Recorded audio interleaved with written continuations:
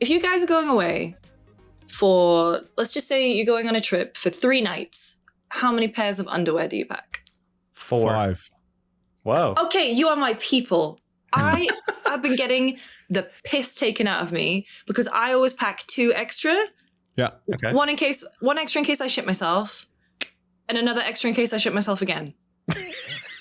Well, Right? I feel like we shouldn't delve too deeply into the sort of ratios there, but I do feel as though the overall idea is correct. Thank you. Yeah. No, I told this to my friends because we're going away for the weekend, and they looked at me like I was insane. I feel like you got to have some spares, man. You don't know what's going to happen, right? Something could get ripped, something could get lost. You know, there could be some mess. There could be all sorts of things. Also, exercise. I like to try and get a little bit of exercise in when I go away. So, you know, bring a spare pair so you can get a run in or whatever. And then you got a fresh pair waiting. Some tennis. What about socks? Tennis. Yeah, socks I really over prepare as well because I bring like multiple pairs of shoes with me when I travel. Same. And I'll have to bring like different pairs of socks for different shoes. So for like a 5-day trip, I'll sometimes bring like 12 pairs of socks. So hell yeah. Because I don't know which shoes I'm going to wear on a given day. I might decide every single day I want to wear a certain type of shoe. So I need to have enough socks for that. So then, you know what I mean? Like, yeah. I respect it's hard, man. it. It's difficult. It's very, very challenging. I only have like 3 pairs of shoes, so Okay. yeah. Oh, I did. I got told to get new socks because I keep having holes in mine, but it's fine. They're arriving today. Don't worry, everyone. Why did you have holes in the socks in the last podcast episode? Yeah. Did you really? Wait, No, none of those ones. The comment section noticed? No. Okay, right. I was hanging out at the Miller's house, and I was hanging out at Max and Jen's house. Like every time I'm with someone, they're like, "What is up with your socks?" I'm like, "They're just good, you know. I just don't want to throw them away. I should have darned them instead. I get I'm just it. gonna, I do I'm that just too. gonna get new That's why ones. you need to try Bombas. Go to bombas.com. No, I'm kidding. No, I did like a sock audit the other day. Okay. You make socks sound so thrilling. This is what people click on this podcast for, man. They want to hear about the fucking sock Jake, audit. They're like, tell me about the sock audit process. I want to know all about it. On the same day, I hit laundry 0. Oh no! I know what that means. I've never even done that means, but like, yeah, that's Laundry 0 means you Like have inbox nothing to wash and nothing to put away. Every single thing is clean. No, that's a myth. That's a lie. There's no such thing. I did it. I lived it. That's a lie.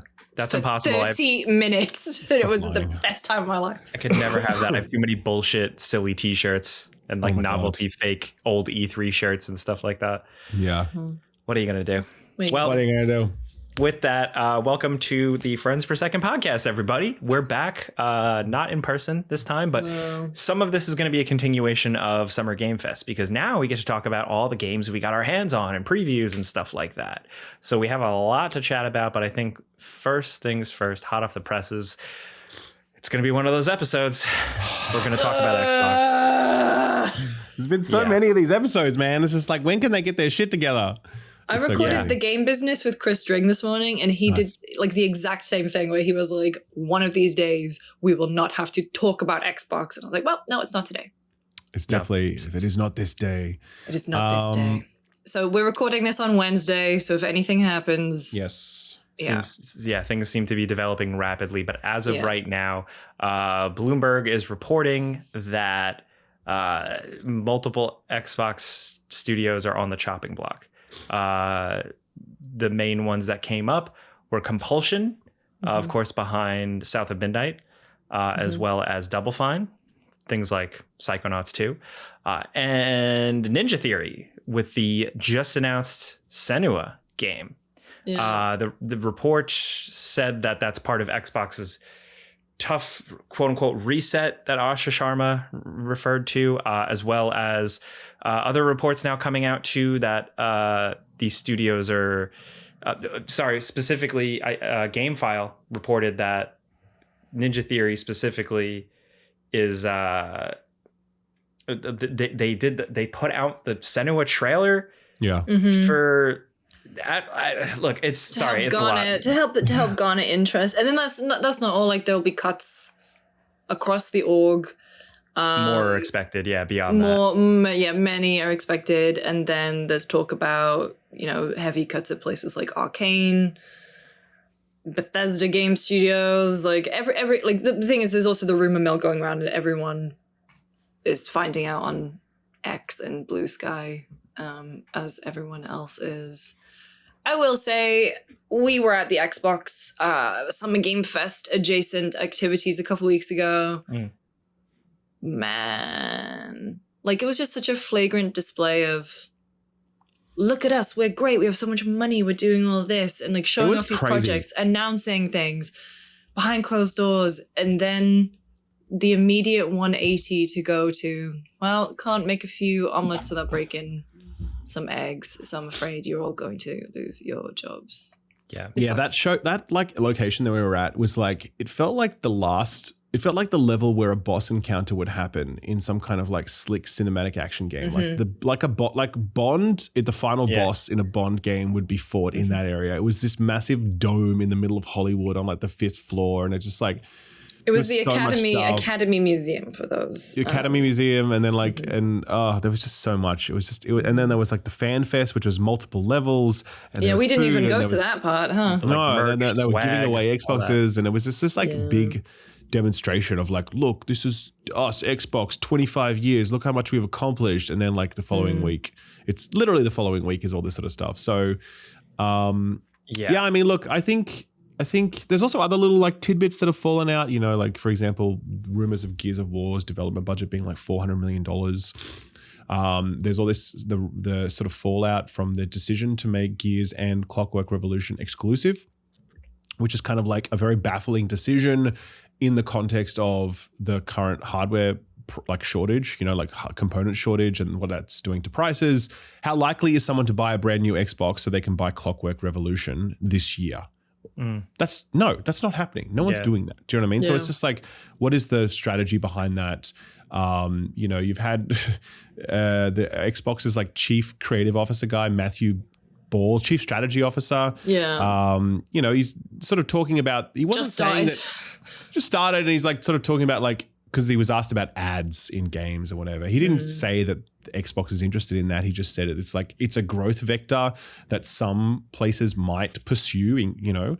And just this week as well, EA announced they have like an ad platform coming to their games that's going to roll out in like their sports games that just dynamically insert ads into things. So like there's, on the Xbox side, there's just a lot going on, and it all head of studios left, chief of staff left. Like, for sure. So I think go on. I was just going to say the one thing I forgot to mention at the start when I fumbled through what the news actually was that the Bloomberg report also suggests that potentially those studios are in negotiations to possibly spin out of Xbox, either buy themselves out or look for another buyer. Famously, there's so much money just free around right now, free in the video game industry right now. Yeah. So I think as well, like. And so, you know, it's kind of a complicated thing because, and I think the other thing as well that popped up out of this is that, like, you know, the rumor is that Asha and her team really want to accelerate development on their key hits, you know, particularly like Halo and Gears of War. No, sorry, not Gears of War. Halo, Fallout, Elder Scrolls. They really want to hit the accelerator on these titles. And yeah, I mean, look. For me, that just already seems kind of crazy. You know what I mean? Like Halo is a very legacy franchise at this point. If you think that Halo is going to be what brings your business back, I think you're like really misunderstanding where things are currently at. I think as well, like Elder Scrolls, and yeah, I'm sure Elder Scrolls is going to shift a lot of units, but like Bethesda Game Studios' last two games were Fallout 76 and Starfield. So I feel like that's a risky proposition. And yeah, Fallout, obviously, there's a fair amount of brand cash on that one right now, given the Fallout TV show. But at the same time, like, it's been a long time since the last Fallout game. And I don't know, man. I just feel like that whole strategy seems very short-sighted. And I think if you're going to go down this path of, like, let's close a bunch of smaller studios and invest in our hits, I think you better have some more compelling hits than, like, hoping Elder Scrolls 6 is going to be good, if you know what I mean. So, yeah. Well, it's also as well just like Fable, Gears, and Halo. Halo is what, a remake of Combat Evolved. Yeah. Hang on. What is the remake called? It's called Campaign Evolved. Campaign Evolved. God. All right. Okay. Yeah. All right. They really did that. They did. Yeah. So yeah, Halo, you got a remake of Combat Evolved. Fable, complete reimagining, get in on the ground floor. Gears of War, screw you. We're not going to finish the game that we ended on a cliffhanger. We are going to go back to E-Day so we can see all that stuff again. To be fair, no one really wanted them to finish that trilogy. Yeah, I actually think the E-Day is five. Like, I didn't hate. I actually liked it. Don't get me wrong, but at the same time, I wasn't like, this is devastating. Like, I can't believe they're not finishing this. You know? No, but it's like, fine, okay. Are you going to do that? Yeah, it's like that reset where it's like, I hope for everyone who is working there that it finds that new audience. But do you think people have just aged out of those franchises? Like, and everything else has evolved around it. Yeah, I think it's just, we talk about like aging demographics of like, you know, these of this industry and whatever else. And I think Xbox is like a really good example of not really recognizing that reality, you know, like, Fable. I think Fable's a perfect example. Yeah. I 100% agree with you. Like well, Han, what's your point on Fable? What are you about to say? Well, so I love Fable. I'm so excited for it, but it still feels like this like niche thing. Like Fable games did well. They were big, but not in the level of not even the level of like a Halo or anything like that. Like, I don't think Fable would be like a brand saving thing unless it's the most incredible game ever that's ever to be released. Like, I said this in my session when I saw it behind closed doors. They got to stop having the plus kind, plus mean, shit. I was like, no, that is the most immersion breaking stuff. I need to turn that off. I can't. It could be a cool RPG, but I don't think that, especially like it's really the time spent on it and like the buildup of it, and it's like time spent and clearly money spent. Is that all going to result in all those original Fable people coming back? I don't know. I don't think so. Did they show up for Molyneux's new game? Masters of Albion? No, I don't know that's out already. Yeah, came out like 2 months ago. Yeah. So I downloaded it. Did you? Nice. Yeah. Play it? I was ready, man. We've talked about this. I was like, let's go.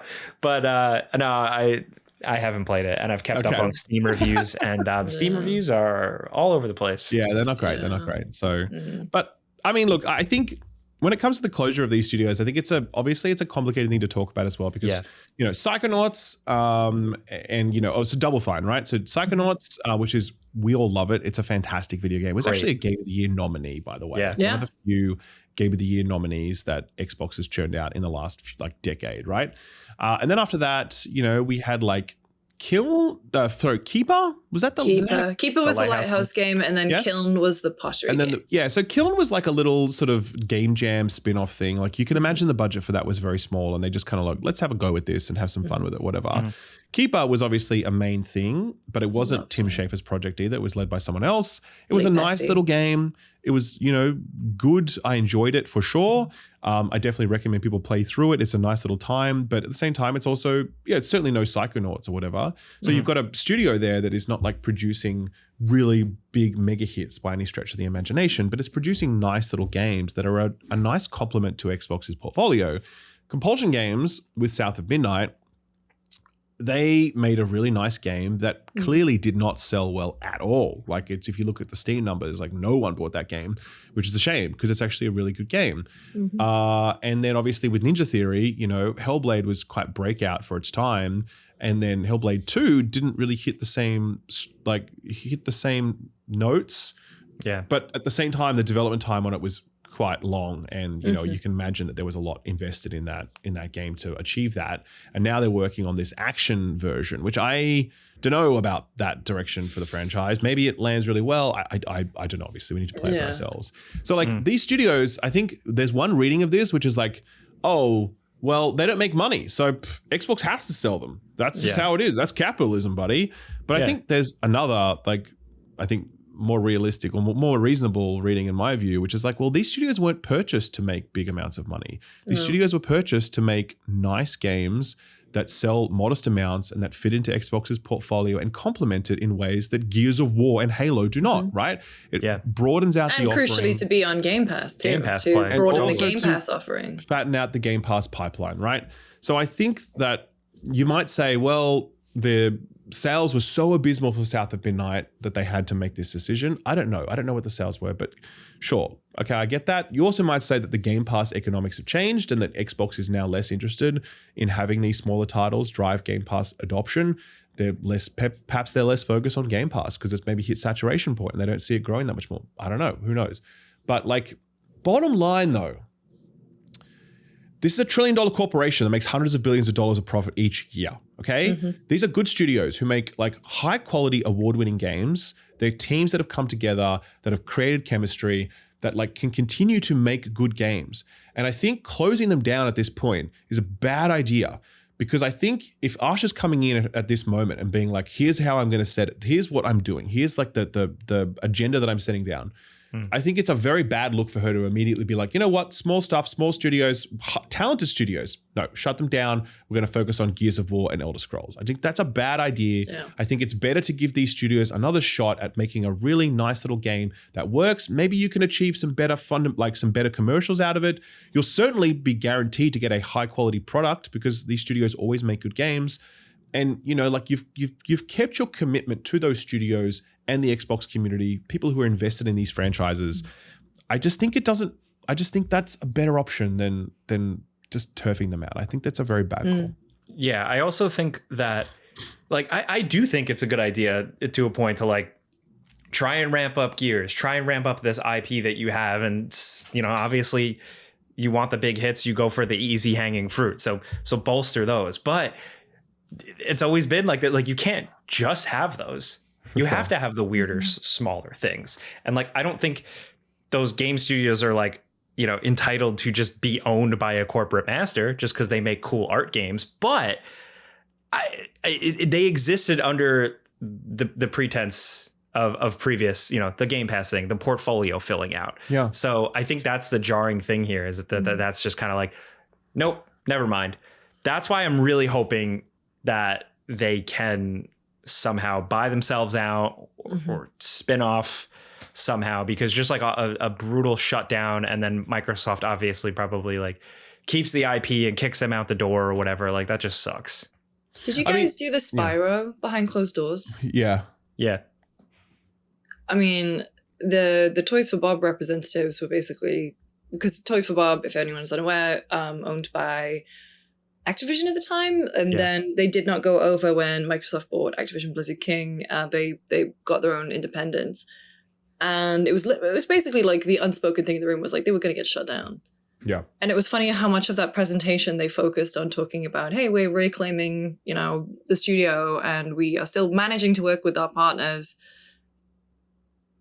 And it's, you know, for them, it's been a success story. The Spyro Reignited trilogy sold a lot of units. They are working on a new Spyro game, right? But it's like, is that going to be the case for everyone who's potentially on the chopping block? Probably not. And that really fucking sucks. I mean, when did they go independent? I'm just Googling it now. Toys for Bob, we're going indie. This was 2 years ago. Yeah. Like, there was still a funding crunch back then, but it wasn't anywhere near as severe as it is now. Like, there's no money going around right now for video games. Like, when we were at, like, Summer Games talking to developers and, you know, there's no money, man. Like, and so the idea that these studios can somehow, like, find money randomly, like, to buy themselves out and whatever, like, that's a real long shot. Yeah, because was Spyro Reignited before or after they bought themselves out? That would have been before, because this was 2 years ago that they announced that. So because I imagine that like it was like however many millions that game sold, and they're a small team up in Marin. Like hopefully the profit was enough to get them out of there. But yeah, dude, fucking sucks. Yeah, it's such a bummer. I don't know, man. It just sorry, Jake, you gonna say something?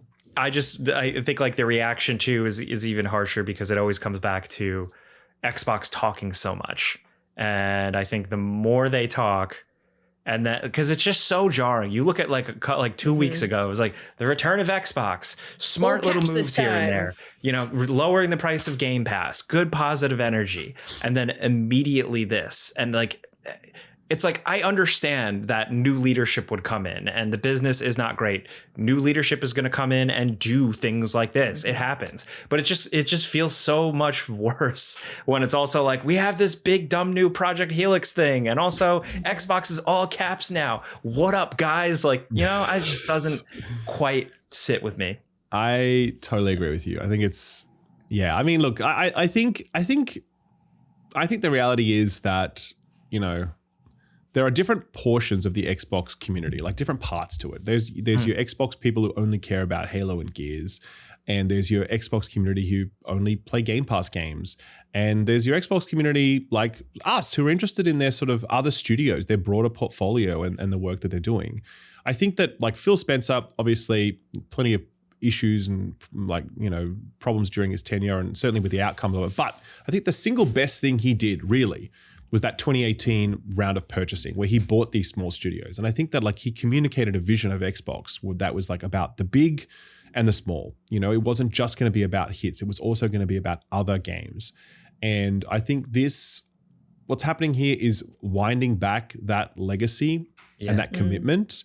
And I think this is one of the most important parts of Phil Spencer's, you know, legacy, and it should be protected because I think he had the right of it when he made these decisions. These studios are good studios that look, because the thing is, right, Arcane Austin, when they were shut down, I was like, look, that really fucking sucks. But at the same time, I kind of get it. There's obviously been a huge amount of brain drain out of that studio. And, you know, Redfall was Redfall, man. It was just a complete catastrophe top to bottom. They obviously looked at that studio and they thought, okay, there's nothing to salvage here, which I don't know the particulars, but you can kind of almost sympathize with the decision and be like, all right, fair enough. But then you look at these studios who consistently make high quality games and you think, shut them down? That just seems ridiculous. Like it truly does. Like shut them down when, again, they were bought under the pretenses where it seems like, you know, especially considering output, like South of Midnight took a long time. Hellblade 2 took a long time. Like they were clearly left to their own devices. They were purchased and then kind of left with okay, work on your thing. They like, it doesn't seem like there was like a whip being cracked to be like, make a game of the year, add microtransactions, like do all this shit, like no mandates. It seems like they were just left to their own devices to make their things. And then new leadership comes in and immediately, no, we're not doing that. And I agree with you. That's the brutality of that. That's true. And like, and I think, you know, if you want to keep them around and then maybe do provide like a firmer hand in terms of guidance if you want to. I'm not saying force them to make sports games with microtransactions, but I'm saying like clearly Xbox has really failed when it comes to actively managing its projects and like project managing things to completion and getting things out on time and to budget and whatever else. Like that's actually been horrendously bad for all of Xbox over the last State of Decay 3. Like there's so many on that list, man. There's so many, right? So it's kind of like if you can bring a different model of management to those studios and maybe give them some more, like give them a little bit of a shove along at times and just like, I don't know, change the way that interface is happening. Try and achieve some different outcomes with it because the components that you have, the people are incredibly talented. They have the chemistry as a team. Like it, you know, if you want to change the way that you're managing them, have a crack at that before you just like spin them out or realistically shut them down. Because as I said, the chances of these guys getting spun out is pretty remote. So I don't know, man. I just think it really sucks. I just think this whole thing is really disappointing. So yeah. It's like, is my question, because I'm not strong on like the financials and stuff. Is Xbox in that dire of a position where they do need to quote unquote like cut the fat here that drastically and suddenly? Chris Dring told me this morning, I hadn't seen this quote, but Nadella said something like YouTube monetizes Xbox better than we do. Damn. That's a line. That's yeah, okay, sure, like okay, cool, like absolutely. But it's like, and also if that's the view from the head of your company about your division, then. But like, does anyone think that like closing Double Fine is going to be the thing that makes the difference? They're like, well, we were at a 3% profitability margin, but we closed Double Fine, and so now we're fine. Like we fixed it, gang. There's going to be so many things that Xbox can do to achieve growth that are like Call of Duty can sell an additional fucking Nicki Minaj skin and it's going to generate more revenue than the next Double Fine game. Like that is a fact. Do you know what I mean? Like that is a fact. And like that's why I think putting their attention on closing these studios, which are very often like significantly smaller financial investments for them versus other things, that just seems, again, very short-sighted. There is more to this medium than just like the profit and the short-term profit. And like everyone's going like, well, that's so naive. It's like, well, I don't think so. I just think that there's something here. And then like other companies are willing to invest in smaller titles. I think Nintendo is a perfect example. Not every game Nintendo needs to hit 50 million units sold. They make all sorts of weird games that don't sell particularly well, but they just keep going and they just keep doing it. And as a result, like, we have such enduring faith in the quality of that brand and its commitment to its people and what that's going to eventually result in over time. And, you know, not everything is Breath of the Wild. You know, sometimes you get a Metroid Prime 4. That's fine, right? But over time, you know that, like, maybe the next Metroid Prime game is going to be better because they've really, like, stuck with the people and they've worked on things and they have the right kind of approach, right? Yeah, I think this... Not to mention the short-sightedness, too, of because, like, Xbox in the past has been very proud of how some of their studios have actually worked together and supported one another. That's very true. Yeah, especially on their accessibility initiatives. Like, they really did a great, like, studio-wide, like, I was talking to Rod Ferguson about it once when he was still on Gears. They're all very proud of, you know, that being able to work together and such, but... Yeah, I feel like there was so much potential there for even just some, and again, we don't know exactly what's happening yet. Like, it hasn't been like official confirmation of shutting down or anything, but like there could be some support or molding teams together, like keeping talent. I don't know. Compulsion Games, they do their thing. Double Fine is weird. Ninja Theory has all that, like, experience in performance capture and, like, all that stuff, which now is becoming more and more popular in these giant games that they want to produce. So to kick that all to the curb, again, short-sighted. I think as well, like, I think the other side of this equation is, and I would also agree with this, that, like, clearly the overall timelines and budgets for video games, for AAA games, it's not sustainable, right? And clearly some work needs to be done to fix this, you know, because the reality is Clair Obscur was made with like 10 million euros, right? Ballpark, okay? And now, I'm not saying, therefore, that every game can and should be at that sort of like very lean budget and whatever else. Like, I get that there's very different dynamics across different types of projects, different companies, different locations, yada, yada. But clearly there's some rebaselining to be done with regards to how these games are funded. And I think that work should happen.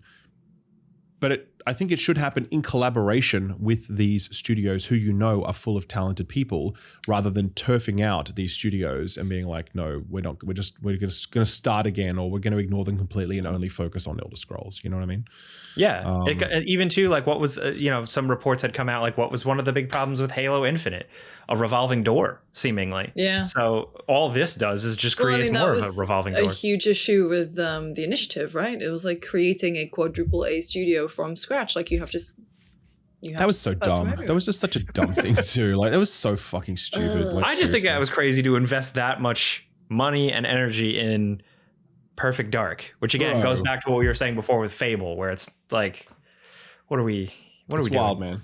It's really wild. Should have been Blinks, the time sweeper. But should have been. Absolutely, man. I totally agree with you. Unironically, I agree with you. Put $400 million into Blinks, man. That's what was there a second one? There was a second one, and he had like a leather jacket, right? Like, they made him like bad. I don't remember. I only remember the first. Is that a fever dream? Did I just make that up? I think you just made that up, man. Like, they put him in like a brown third-person shooter. Are you thinking of Resident Evil 4? All right, I checked. There was a Blinks Time Sweeper 2. It was. 2 Masters of Time and Space, and he looks like he's got a little bit more attitude. So that's good. And he's got a pig friend. Blinks, anyway, that had big Blinks died on the way back to his home planet Energy, by the way. So there you have got a little more tude. Actually, here's one thing I want to talk about, actually, because we've now all seen it. And let's do this. Let's play the clip from Kind of Funny from Greg Miller, where he talks about thoughts on Xbox abandoning hardware entirely. Can we play that clip? Xbox is losing money hand over fist. They are not doing well. That's my problem. And that's your problem, Pears, is that we're fucking smart. If you took any of us and gave us control of Xbox, we would walk into Satya Nadella and be like, we're not getting rid of any of these fucking studios. What we're doing is stopping fucking hardware. You fucked up the world. You fucked up the entire industry by wanting to go after this AI shit, and now no one can buy components. So it doesn't matter if I get Gears as an exclusive as an Xbox. You can't buy buy a new Xbox because it's too fucking expensive. We can't make new Xboxes because the components are too expensive. The thing that would be the shot in the fucking arm right now would be, hey, we have a brand new spanking console called Helix. That motherfucker's too expensive. So Satya and Nadella, eat a big bag of shit, you son of a bitch. You fucked this into the ground. So now we're gonna save the Xbox brand the only way we know how, and that's appealing to the gamers. That's keeping all of these studios, letting them make cool art, and we're gonna fucking publish it everywhere. Why the fuck are we talking about exclusives right now? What goddamn reality are you living in right now, Xbox leadership, that we're thinking exclusives are what's gonna bring people back to this platform? Get out of the fucking hardware. Double Fine, we need an awesome fun game in 9 months to put on Game Pass. I'm going over and I'm saying, Outer Worlds devs, you're making Fallout New Vegas 2. Those kids who made the fucking Fallout London mod, I'm giving them money and we're fucking making a thing out of that too. Like, I'm here right now and I'm talking to Satya Nadella while he's this giant fucking bag of shit because fuck this guy. You are not going anywhere with this brand if we don't have a vision for what it is. I don't know how you cannot look at the failure of the announcement and generation that was the Xbox One and not go, we will never do that again. We will never step foot on a stage and not have a message we believe in. Nobody believes in any of this except the fucking money. I hope all these studios can get out and go have successful lives, and that's not possible, and I hate that. We're back. That clips a lot. Jeff, I don't know why I'm calling him Jeff. Greg, why call him Jeff? I don't know why I'm doing this. Greg really went off there. Now, I don't know. What do you guys think about the proposition of Xbox abandoning hardware entirely? I think it is definitely a valid opinion because it just feels like another thing that Xbox is doing that is murky and weird. And it's like, what are you doing? Sure. Is it a PC? Is it an Xbox? Whatever. This is an Xbox. I don't know. I have no idea. I don't agree with Greg here. I think I don't agree at all. In fact, I think Xbox, them having some sort of presence in the hardware space, I think makes sense for them. Does it necessarily need to be a mass-produced console like with the Xbox has been in the past? I don't think that really works either. But clearly, Xbox has a very large hardware install base. It's got a lot of fans who are invested in this ecosystem. And I think walking away from them would be a bad call. Again, I think you don't need to aim to sell 100 million consoles.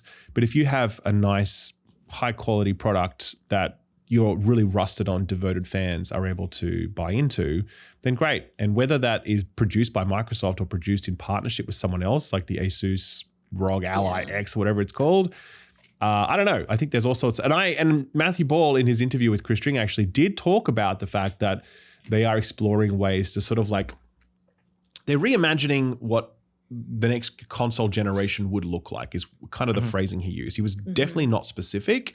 So I do wonder if they are exploring these sorts of partnership opportunities with other manufacturers for their hardware, if they're exploring other SKUs. Obviously, they're going to be really big on cloud because they already have a strong footing there. But personally, I think that Xbox stepping out of hardware entirely is a bad call. But simultaneously, I think them trying to compete with Nintendo and Sony to sell 100 million Xboxes next generation is just definitely not going to happen. It's foolish. Yeah, I mean, that's the thing. Talking to third-party developers and the split between Xbox and PlayStation is... I think that's over. I think that's done now. I think it's settled, So it's like, how does Xbox adapt to that reality and find a footing for itself? You know what I mean? Yeah, I agree. And that's the thing. It's like the Xbox ecosystem, just... People are invested in it. People are invested in it. You got achievements, you have friends, you have messages, you have, crucially, your game library. Yeah. Like being able to access that all over, like on different pieces of hardware. Like I have the ROG Ally X and just booting up is like, hey, there's my copy of Mass Effect 2 with all of my achievements. I will play it again. Thank you. And again, I feel like I've said it a million times at this point, but like Xbox still does have brand cash. It does have mind share with casual audiences. Definitely. Like there's going to be a bunch of people that I've spoken to. Like there are people out there that are excited for Grand Theft Auto 6, casual gamers, and they got to go out and buy a new console. And they're going to buy an Xbox just because Xbox is like a brand name. Do I think that's insane? Yeah, kind of. But like it still exists. It still has that brand recognition. It's rapidly dwindling, I think, but it's still there. So for them to try and pivot and do something with it, of course they should. Yep. Anyway, so that's Frames this per week. second slams kind of funny. That's right. Finally. Yeah. Finally. I think the craziest part was when he said they should get Double Fine and make them make a game in 9 months. I was like, Jesus, Greg. That's right. I was like, Greg Miller supports crunching. What? I was like, what? Oh my God, that was a lot. We love you, Greg. Anyway, so that's the situation with Xbox. Yeah, speak for yourself. That is the situation with Xbox. Surely a lot will happen between now and this episode, and we'll no doubt be talking about it again next week. But one day we will not have to talk about Xbox's bullshit, but it is not this day. They should take a break. Just say less for a while. No, but seriously, can we actually just talk about that for a second? Yeah. Oh, you want us just to take briefly? Shut the fuck up, Xbox. Just shut the fuck up, man. Yeah. Shut up. Like, stop talking. There's this rake on the ground. Would it be fun if I stepped on it? I don't care. Like, I'm so over that brand talking so much. It's just, I don't want to hear from you. And I don't understand why they have adopted this. I really was hoping that they'd do some kind of reset where like they just stop talking when Asha arrives and they just like focus on doing things. Do you know what I mean? But it feels like there's been more talking since she's arrived. And Matthew Ball is now doing more talking than anyone. You know what I mean? Yeah. And it's just kind of like, none of this is helping, man. It just makes things worse. So just shut up and just do the things, you know? Yeah. So I never out here being like, I wish Nintendo would talk to us more, man. Like, why aren't Nintendo talking to us more? I'm just like, Nintendo's Nintendo. They're weird. Yeah. They're working on their shit and they're going to sell me games at some point. I will buy the Xenoblade upgrade pack. In fact, that is a lie. I've already bought it. Okay. It's just, that's the thing. That's what happens with this company. And I'm fine with that. Right. Do you want me to start every Discord message with "This is Miyamoto," so it feels like Nintendo's talking to you? So this is Lucy James. This is Lucy James. Are we still on for recording in 10? That's right. Well, I think with that, we should probably jump over next to an interview we have. We did a cool interview, did we not, Lucy? Yeah, well, I did. The royal we. Yeah, so earlier in the week at SGF, I spoke to Mikael, Kasurinen, and Sean Durrie, so that creative director, I think head of Control franchise, and Sean is the actor who plays Dylan. So this was after about 2 hours of hands-on time, which you guys also did later in the week. But it was a really fun chat. One of the things I love about whenever I talk to Mikael is like his influences. So when he was working on the first Control, it was very much House of Leaves and such. And so I really wanted to know what kind of media he'd been consuming specifically for Control Resonant. And also, we dig into like how many questions are they realistically going to answer? Because for my money, the thing that I love the most about Control is that they ask a lot of questions, but don't necessarily answer them. So it was a fun chat. Roll the tape.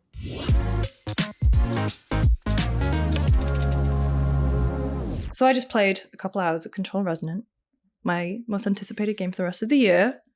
I want to talk to you about movement first, because I'd forgotten, it's been quite a while since Control, I'd forgotten just how fun and fluid it is. What steps did you take for Resonant after going from a shooter to like a more character action game? Right. So because of Melee, we had to pay even more attention to how you move through the world. So having that kind of a snappy responsiveness, and it can get quite chaotic with all the different range of enemies that you have to face, and the shape of the environments themselves can be kind of messy and weird, and the world literally like falls onto itself and so on. And we have shift, which is the kind of where you kind of change your gravity. And we kind of really had to push Northlight to its limits in regards to how to handle these animation transitions and canceling movement, and so making sure that every time the player wants to have something happen, it does happen, and it goes exactly as you expect it to go. So that was tough. A lot of work went into that, but it was super important to us to make sure that moving through the world is fun and responsive and as easy as possible. We'll get back to combat in a little bit, because I do want to ask, obviously this is, remember when we had the sort of reveal behind closed doors thing, you said, you could play Resonant first, you could play Control first. When it comes to being the star of such a game with so many threads to pull on, what does Remedy tell you about the overarching Control narrative Remedyverse stuff to give you the best preparation you can have? as far as this particular game, I was very, very privileged to be able to come in right at the ground floor and work with Mikael and all the writers, making suggestions on how this character might be portrayed, because this Dylan is very, very different than his infected Dylan. And so we got to build it from the ground up together, and it was a real collaboration. So it was a wonderful experience. So it was easy to keep track in my head because I was with them at the beginning, sharing ideas. And I mean, how does that work from the sort of writing and design and creative direction process? Where did you have an idea for Dylan, obviously going in, and then due to this collaboration, was there anything in particular that changed or that really shaped what would become the final game? Right. So it was very important to me that we tell a very specific story with Jessie, her rise to power in regards of becoming the director of the FBC and so on, dealing with the Hiss and the Oldest House and so on. With Dylan, what we wanted to have is a very human journey, because he's always been, ever since he's been a kid, like trapped inside the Oldest House, the kind of a supernatural world is the normal to him. And with all the strangeness and kind of a weird world with strange characters and so on, I wanted to also kind of find Dylan as a character who's like deep inside, like a human being at the end of the day. Yes, he's kind of gone through all kind of crazy stuff and so on, and tried to kind of deal with all of that. But when you kind of follow him through this experience, you will see at the end of the day a very human story. So that's something that we talked a lot about early on. And also to me, it's important that Dylan doesn't necessarily come across as your kind of expected hero archetype, like, this stoic, confident person who immediately knows what to do, but is instead a very relatable from a perspective that we are also confused sometimes when we kind of face a new situation, how to deal with that. And it was important to me. And as we kind of talked with Sean about it, find who that character is in the middle of all of these strange events and so on. Yeah, there's an innocence to him that I was actually quite, after knowing Dylan from Control, there was an innocence to him and sort of maybe a kind of soft naivety. Would you say that's accurate? Absolutely, especially in what you've seen so far. And that's the beginning of his journey of kind of discovering his humanity and rediscovering his self-worth. What's it like returning to Control? Was, because you and I spoke, when did we film that? 2019, I think. Yeah. We did a video about the Ashtray Maze, and what was some of the threads you felt were dangling that you couldn't do in Control that you have taken into Resonant? I think at the back of my head already at the time, when I was thinking about Control as an experience and as a journey and as a story, at the middle of it are two siblings. Jessie looking for Dylan, and the fate of the world, and Jessie's fate, and the Oldest House, all of that was about them two trying to navigate these different situations and so on that unfolded in different ways.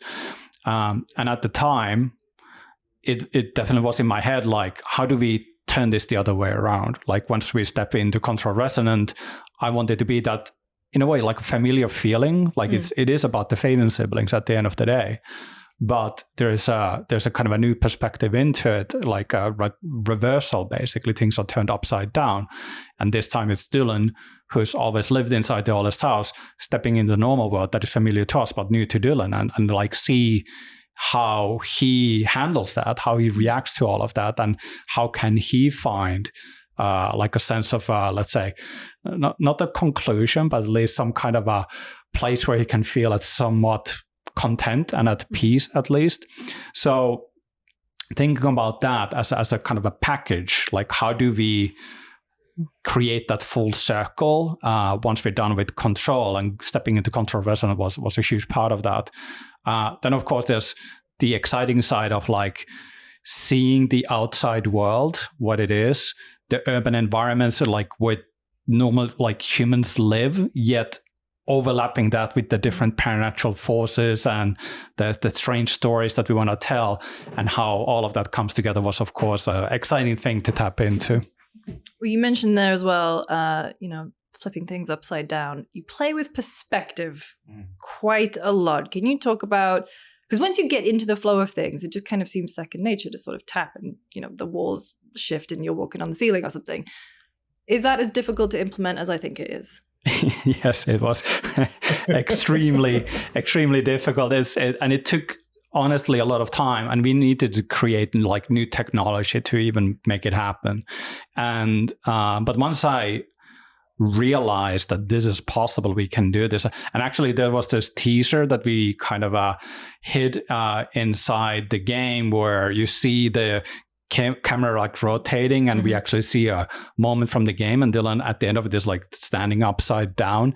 And so it was early on where we kind of realized that we can pull it off, but it wasn't an easy place to reach.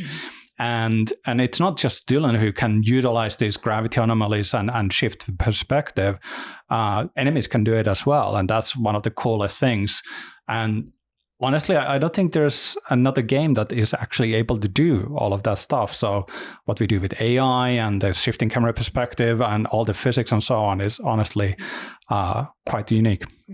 Remedy is very well known for the kind of odd humor that I love. And so a lot of the time that is in, like live action stuff. So you've got your Casper Darling, your Threshold Kids. But a lot of it is also in music. So have you been taking singing lessons? Can we expect any kind of dance number? What have they got you doing in this one? I don't want to give anything away, to be fair, but we are definitely going to explore that. Interesting. Because Casper Darling is back. Thank God. I love him. Love that character. What is it like for you? Do you get to shoot with a lot of people on set, like run lines against other folks? In this particular game, Zoe, the character of Zoe, and I shot almost everything together. Amazing. So we were often in the same studio. We went to Finland at the same time together. So even when we were doing facial capture, we were in the booth talking to one another and actually having those conversations. So it isn't, there's not that disconnect that can sometimes happen when it's been recorded and 6 months later, the response is recorded. Right. It was very much a collaboration in that regard. When we spoke last, we were talking about inspirations, and obviously things like House of Leaves came up, Three Body Problem. What have you been reading, watching, playing to gear up for Resonant? For me personally, the anime show from the 90s called Neon Genesis Evangelion was a major inspiration. And so we're going to be sad. Yes. Okay.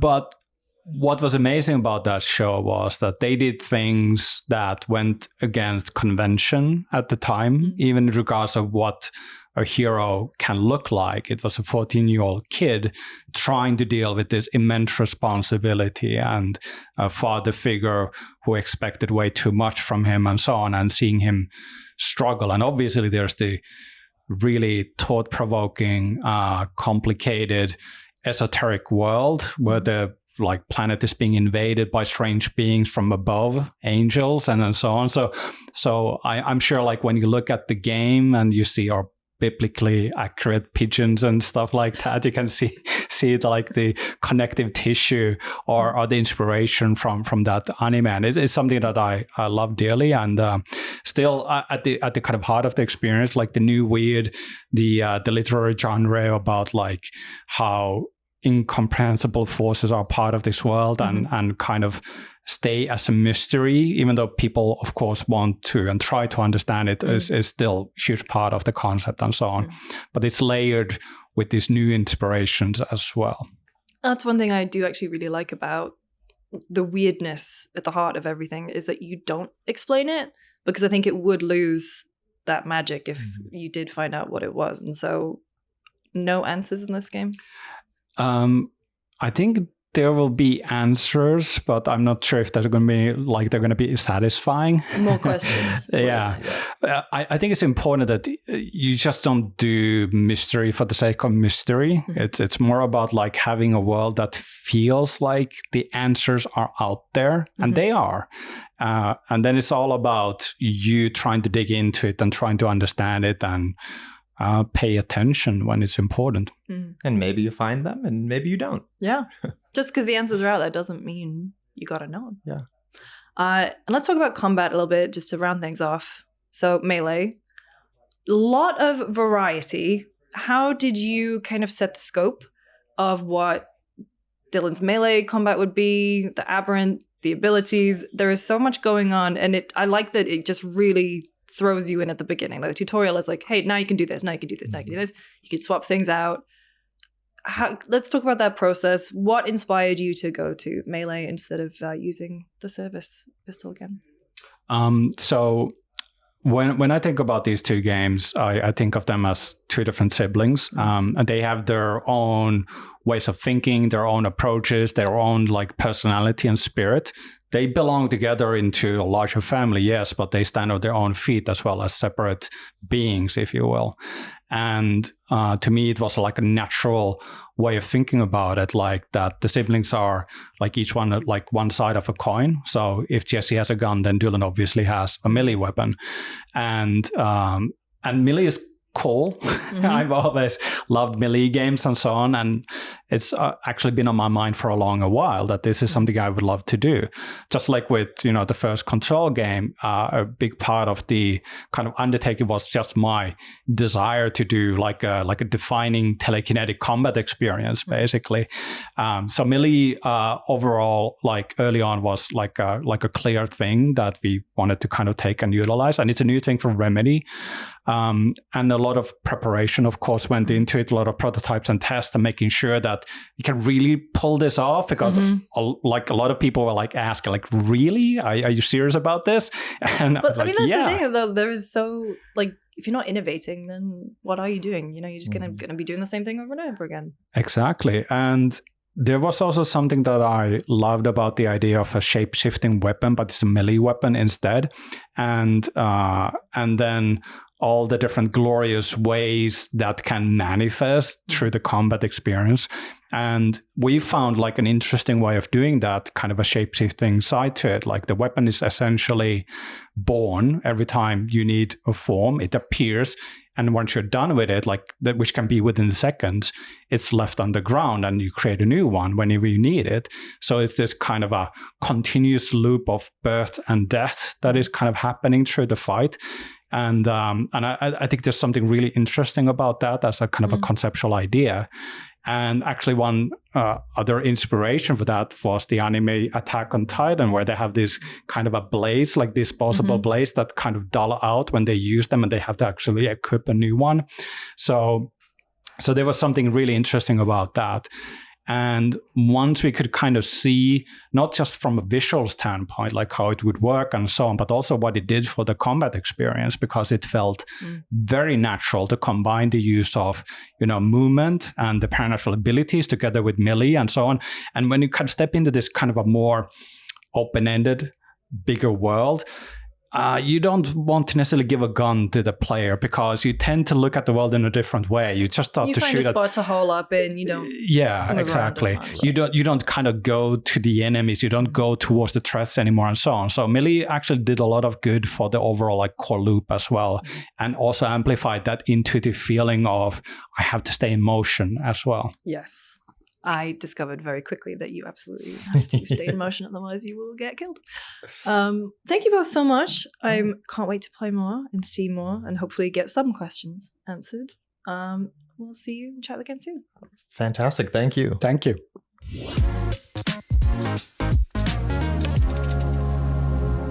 And we're back. Thanks, Lucy. We should probably talk about what we played with Control. Control 2. Control Resonant. It's not Control 2. Yeah, it's not Control 2 because you can play them in any order. Okay. Yeah. Oh. Okay. There we go. Or at least I think they said that in a behind closed doors thing I did a few months ago. That's fun. That's an interesting approach. Having played it, the way it starts out, I think obviously you have a lot of questions if you didn't play the original Control, but I assume a lot of those questions are going to kind of play out in terms of like, what's this place I'm leaving? Who's my sister? So basically, just to set it up for people, the demo that we got to play is essentially the start of the game, where you are Dylan. You wake up from a coma, you step outside of the FBC, and New York City is all kinds of crazy. And so, Under attack. Yeah, so it's up to him to figure out what's going on with the Hiss, link up with the FBC, and do some ass kicking. Mm-hmm. Top level takeaway, Ralph, I would love to know. I am really into this in every way, really. Obviously I really enjoyed Control.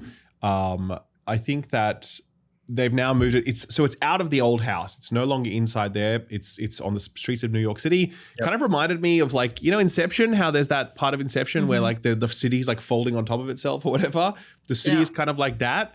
But I think the other thing, and I think you called it out in your video, Jake, is that the amount of movement tech that's built into this, how much you're able to jump and then dash and double jump and all sorts of shit. You can cross you can cross a huge amount of distance after you leave the ground, and it makes things like air juggling really easy because there can be, an enemy 50 meters away from you in the air, but you can literally just jump and then sort of zip over to them in your own way. So I like that a lot, actually. I think, and as a result, play spaces are quite large because they give you that room to move around. I was really struck by artistically, how nice it looks as well with the enemy designs and the lighting choices, and it feels very Remedy. They have a very specific style in terms of how they like to use the camera, and it looks as beautiful here as it has in their previous games. And I would also say combat-wise, I was very impressed because that was my biggest concern going into this. I was well, it's their first time making this kind of game. Can they pull this off? But I think they are pulling it off. It definitely doesn't feel as sort of deep and expressive as a Devil May Cry, but it definitely feels really fun and immediate, and the feedback is good. It's just combat remains fun as you're going through it, it doesn't, I was never really getting bored of it. And then I did a jump as well from an early save file to a later one where I unlocked way more abilities, and those new abilities were fucking cool, man. They were just really, there was this one where I could have rock shield around myself, and then I could detonate it to do massive amounts of stagger damage, and it was just super cool. There was that depth to it, but it was very approachable. I feel so far they've really found the right balance between something very, very complex versus something accessible. It feels right in the middle there, and I really like it. Yeah, I mean, that's the thing. I like kind of what it's taken from Control's pre-existing, Jesse's moveset, with the how much distance you can move. Jesse had a float, she had the shield thing. But because you've taken away the pistol, the service weapon, and you've got the aberrant, which is the thing that can change form and stuff, it's a nice bridging, I think, as someone who platinumed Control and played a hell of a lot of it. Oh, okay, nice. I didn't know that about you. Yeah. I did platinum Control 2020. Okay. Played it. I played it in 2019. I think it was in 2020 that I platinumed it. But no, it's just I'm really intrigued to see more of it. Excuse me. When you said about the Inception stuff, they do play with it's not perspective. The gravity rushing. The gravity rush of it all. No, they do. That's right. There's that one section. Do you want to explain that section, Lucy? So you go into a place, was it called the sinkhole? Yes. And you are basically on this giant weighted so the Federal Bureau of Control, they investigate paranatural activity, which is what the Hiss, who have invaded New York, they were previously in the oldest house. So you go down this big sinkhole to try and find the resonance of them, I think. And then as you're trying to get out, because the big bell leaves without you and you can't jump up to it, you basically toy with the walls will go on the side. You can zip to the ceiling or zip onto the wall, and then the whole world moves. Obviously, it should be noted that the person who designed the ashtray maze is very much working on this game. Yeah. One of the most standout levels, I think, in recent memory. Excellent. And so, there's a lot of cool stuff and playing with perspective and playing with gravity. And because there's literally I just like wouldn't expect anything less from them. No, I agree. Yeah. It's literally like you walk up to you're in this kind of, imagine like a set of boxes that are kind of connected to each other, like a grid almost. And you are able to kind of like walk up to one corner and then just like press a button and then the plane of gravity will shift. And now it's kind of, so the world doesn't move, you move. And it is very Gravity Rush, exactly, you know, where you could just kind of press a button and you're on a different plane all of a sudden. Incredibly cool, but also kind of hard. I found that section really challenging because I was like, where the fuck is because you're this? also getting attacked. And there's the invisible ghost thing, which is like actually invisible, and you're like, where are you, man? Where are you going? You know, and you're just kind of hitting the air. How did you guys did you guys beat that last boss at the bottom of the sinkhole? I did. Okay. Yes. I was getting KO'd by him. Yeah, I was getting my ass kicked a few times. One thing I would say, one like criticism at this stage for me is visibility when there are so many enemies, especially ones that fire things at you from far away. It can get pretty chaotic. And so there are also, the evacuation zones, which are similar to the missions that they had in Control. We'd go to one area and like clear it out. But in this one, you basically have these bigger enemies that you have to kill first, and then otherwise the little ones will keep respawning. There is a mini map that shows you which one the big enemy is, but there are so many red dots because there is so much going on in there. I was like, there's one room in particular where I was just like, I'm going to lose my mind because I just keep getting kicked on my ass. So that's my one bit of feedback right now. Did you play Control pre-patch of like the ending sequences, like the last levels? Pre-patch, baby. Bro, that was fucked. Like that was so tough. It was ridiculous. That's like being Consort Radahn pre-patch. It was so bad. And so as I was playing through that last section, I'm like, oh no, Remedy are on their shit again. Like they're doing that thing, you know? And I did speak to the playtester actually, and he was like, yeah, balance is the last thing to come in. I'm like, okay, cool, good to know. Because it definitely feels quite overtuned. And also like the beams from that major boss enemy, like if he hits you with all three of his beams, you are screwed. You're just dead. You're just like, it's two shot. And I'm just like, come on, man, give me a chance here.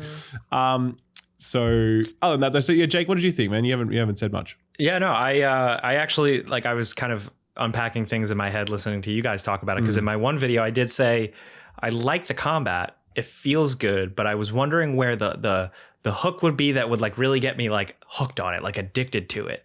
I think it's partially, yes, like the later abilities, like when you have a fully built out character, but also I think the fact that it doesn't, at least for me as a fan of their games, it doesn't need to be a Devil May Cry. It doesn't have to have that insane level of like combat expression, because I think what's going to actually hook me and really get me along is seeing what's next, seeing the story, seeing some insane sequence that they created in terms of like gameplay variation. But like overall, I did really enjoy what I played. The only thing I didn't like really was that first boss, the head boss. That one. Yeah. Exploding head boss. I found that kind of flat. And not very Did you exciting. figure out that you could like get her down before she did her like you jump up on those platforms, you can like knock her out of the sky? Did you figure that out? Like in the second phase? Yeah.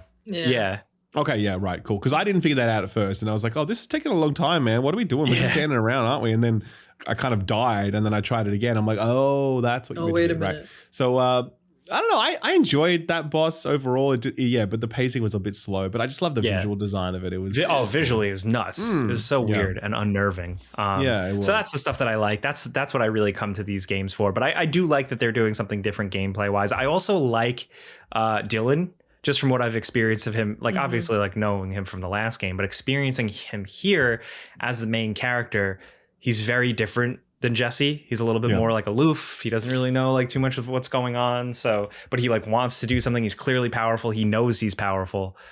So that I found that immediately pretty engaging. Also, they do a good job with New York. They make it look cool. It's stylized. It's like their take on New York, you know, from Alan Wake to here. But I like the way they do it. And I'm curious to see how exploration really feels, because I didn't see enough of that. Sure. Yeah, there was no real exploration. It was just kind of going through the alley, like the streets of New York, very linear, very guided. I wonder if there is ever a more sort of open. Yeah, well, I don't think it's like fully open world. I think no. Yeah, it's zones. Yeah. Yep. Definitely has potential. I'm excited. Yeah. I think it's gonna be good. I think it's out in September, like every other game, right? It's out on the same day as Silent Hill. Oh, that's great. Man. That's fantastic. Love it. Please. Which was another highlight for me from SGF. You want to talk about it? Tell us. Yeah, hit us. Go on. Well, we didn't get to play it, sadly, but Silent Hill Townfall is a new game from a studio that was previously called No Code, and now they're called something else. I forget. Don't know. They changed the name. But it's a bunch of ex-Rockstar, ex-Alien Isolation devs. They've been making a bunch of, what was it? Was it Observation was their previous game? Yeah. Really good horror. Been given the Silent Hill license working with Annapurna and Konami. You play as a guy who is drawn to this fake Scottish island. And you have like a little portable TV in your hand and you tune into various radio frequencies. But then, of course, it's Silent Hill. So once the fog creeps in, there are some awful creatures. I think the thing that I really liked about it the most is that I have a real thing with survival horror. And I actually kind of felt bad that I saw Lost Wild straight after Townfall. Okay. Because Lost Wild commits, I think, the biggest sin any game can, which is if you have a character who says, "What is this place?" out loud, that's it. You've never done that? Wow. No, I hate it. And so the thing that I loved about Townfall is that Simon doesn't react to shit like that. The only time it would come up on screen. So there was a point where he finds a torch or a flashlight and needs a battery for it. And he says, and so like a thing comes up and that's his internal thought, which is, I agree. This doesn't work. It needs a battery, right? Whereas in Lost Wild, which is the game which is basically like a survival horror where you are on an island and you're being chased by a bunch of dinosaurs, I think it's a really cool concept. I think that main character talks too much and I think it's going to annoy me. I love an overly talkative main character. I think it's funny. I can't. Like, Have you tried Horizon Zero Dawn or Horizon Forbidden West? I've got the game There's for no you, my space in man. there. There's no space in my pack. That's right. No, I just find it like a way up there. I just find it so immersion breaking, especially when it comes to horror.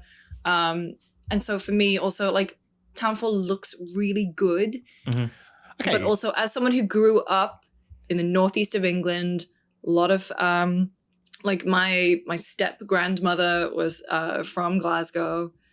The fact that they went around and just basically went to a bunch of Scottish towns and made one, like that place felt real to me. I was saying to John, who's the director and the writer, I was like, my granddad had that wallpaper. Like the wallpaper in the house that you see in that demo, like my granddad had it. That's cool. Like for me, it was like, this feels like a place I have been to, and that's why it was scary. That's awesome. That's an endorsement right there. I have a question. Enemy designs, like when they first revealed it, I was like, oh, I don't know if these creatures have the sauce. Yeah. How were they, like seeing them up close? It's like a guy with an axe for a face. We saw only one enemy. Yeah. I have a slightly different take on all of this, and it relates to your question. Mm-hmm. So I'm not like, I enjoyed what I saw and I'm interested to play it for sure. I think there's some really cool ideas, particularly like the TV, which I think is like a honing great, in on something. kind of like use that in place of a radio to kind of like, that's a good it's very spin. cool. Yeah. I like that a lot. I think it's nice. I think, the fact that it's not in, I think the fact that it's not in Silent Hill, it's its own like location is also really cool. Like I'm into that idea that it's in other places now. I just think visually it looked extremely clean. And all it was just like normal clean locations, but with some fog. Do you know what I mean? Right. Like if you took the get that. fog out of that, it wouldn't actually be anything just at Silent Hill at all, right? And I think as well, the enemy design was just kind of like, it just sort of seemed very jarring when set against the backdrop of those locations. I think if you look at a Silent Hill game, it's so fucked up in its settings. When you start to see these mannequin enemies popping up, they look like they belong there.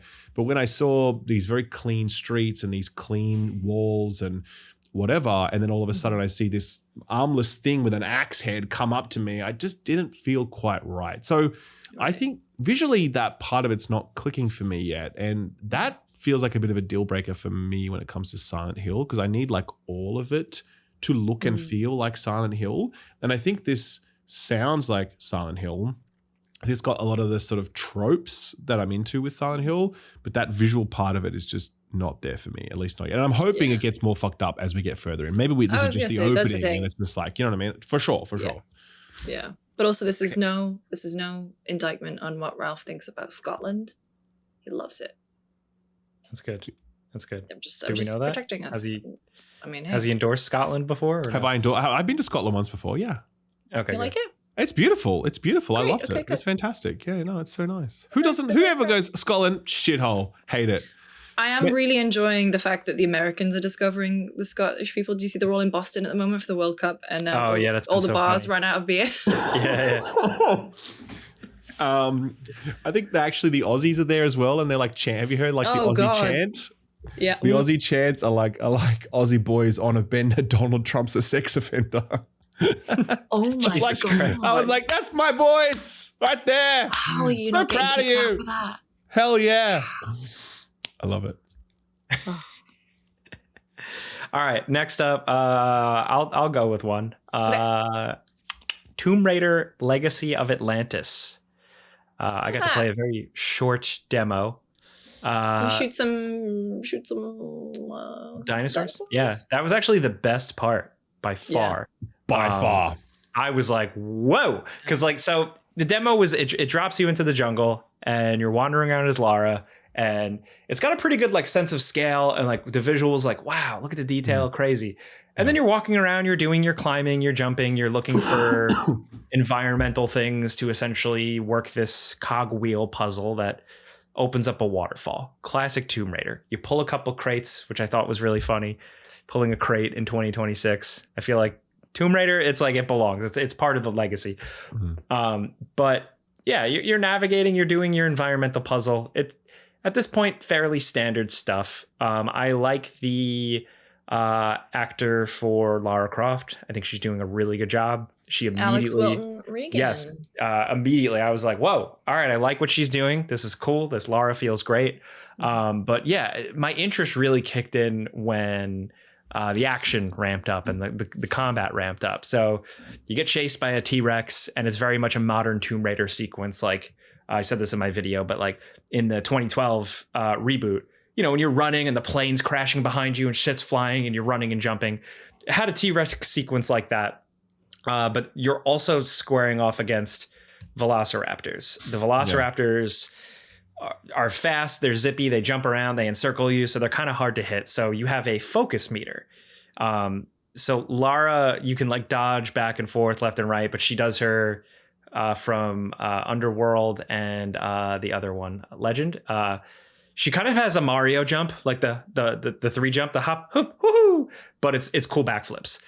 So that's still in, and that was really cool. But that generates focus the more you dodge enemies. You can then burn that focus meter by tapping R1, and she'll do a round off flip or a backflip or a cartwheel, and the game goes into slow motion for a second and gives you a window to like pelt the enemy with a bunch of bullets. And it is so satisfying. Like, it's just like a well-constructed mechanic. It just felt really good to pull off. I don't know how they're going to continue to make that interesting throughout an entire game, and like if there's going to be any variation to it, but I just like the way that felt. My demo was really short. The jump felt weird and floaty.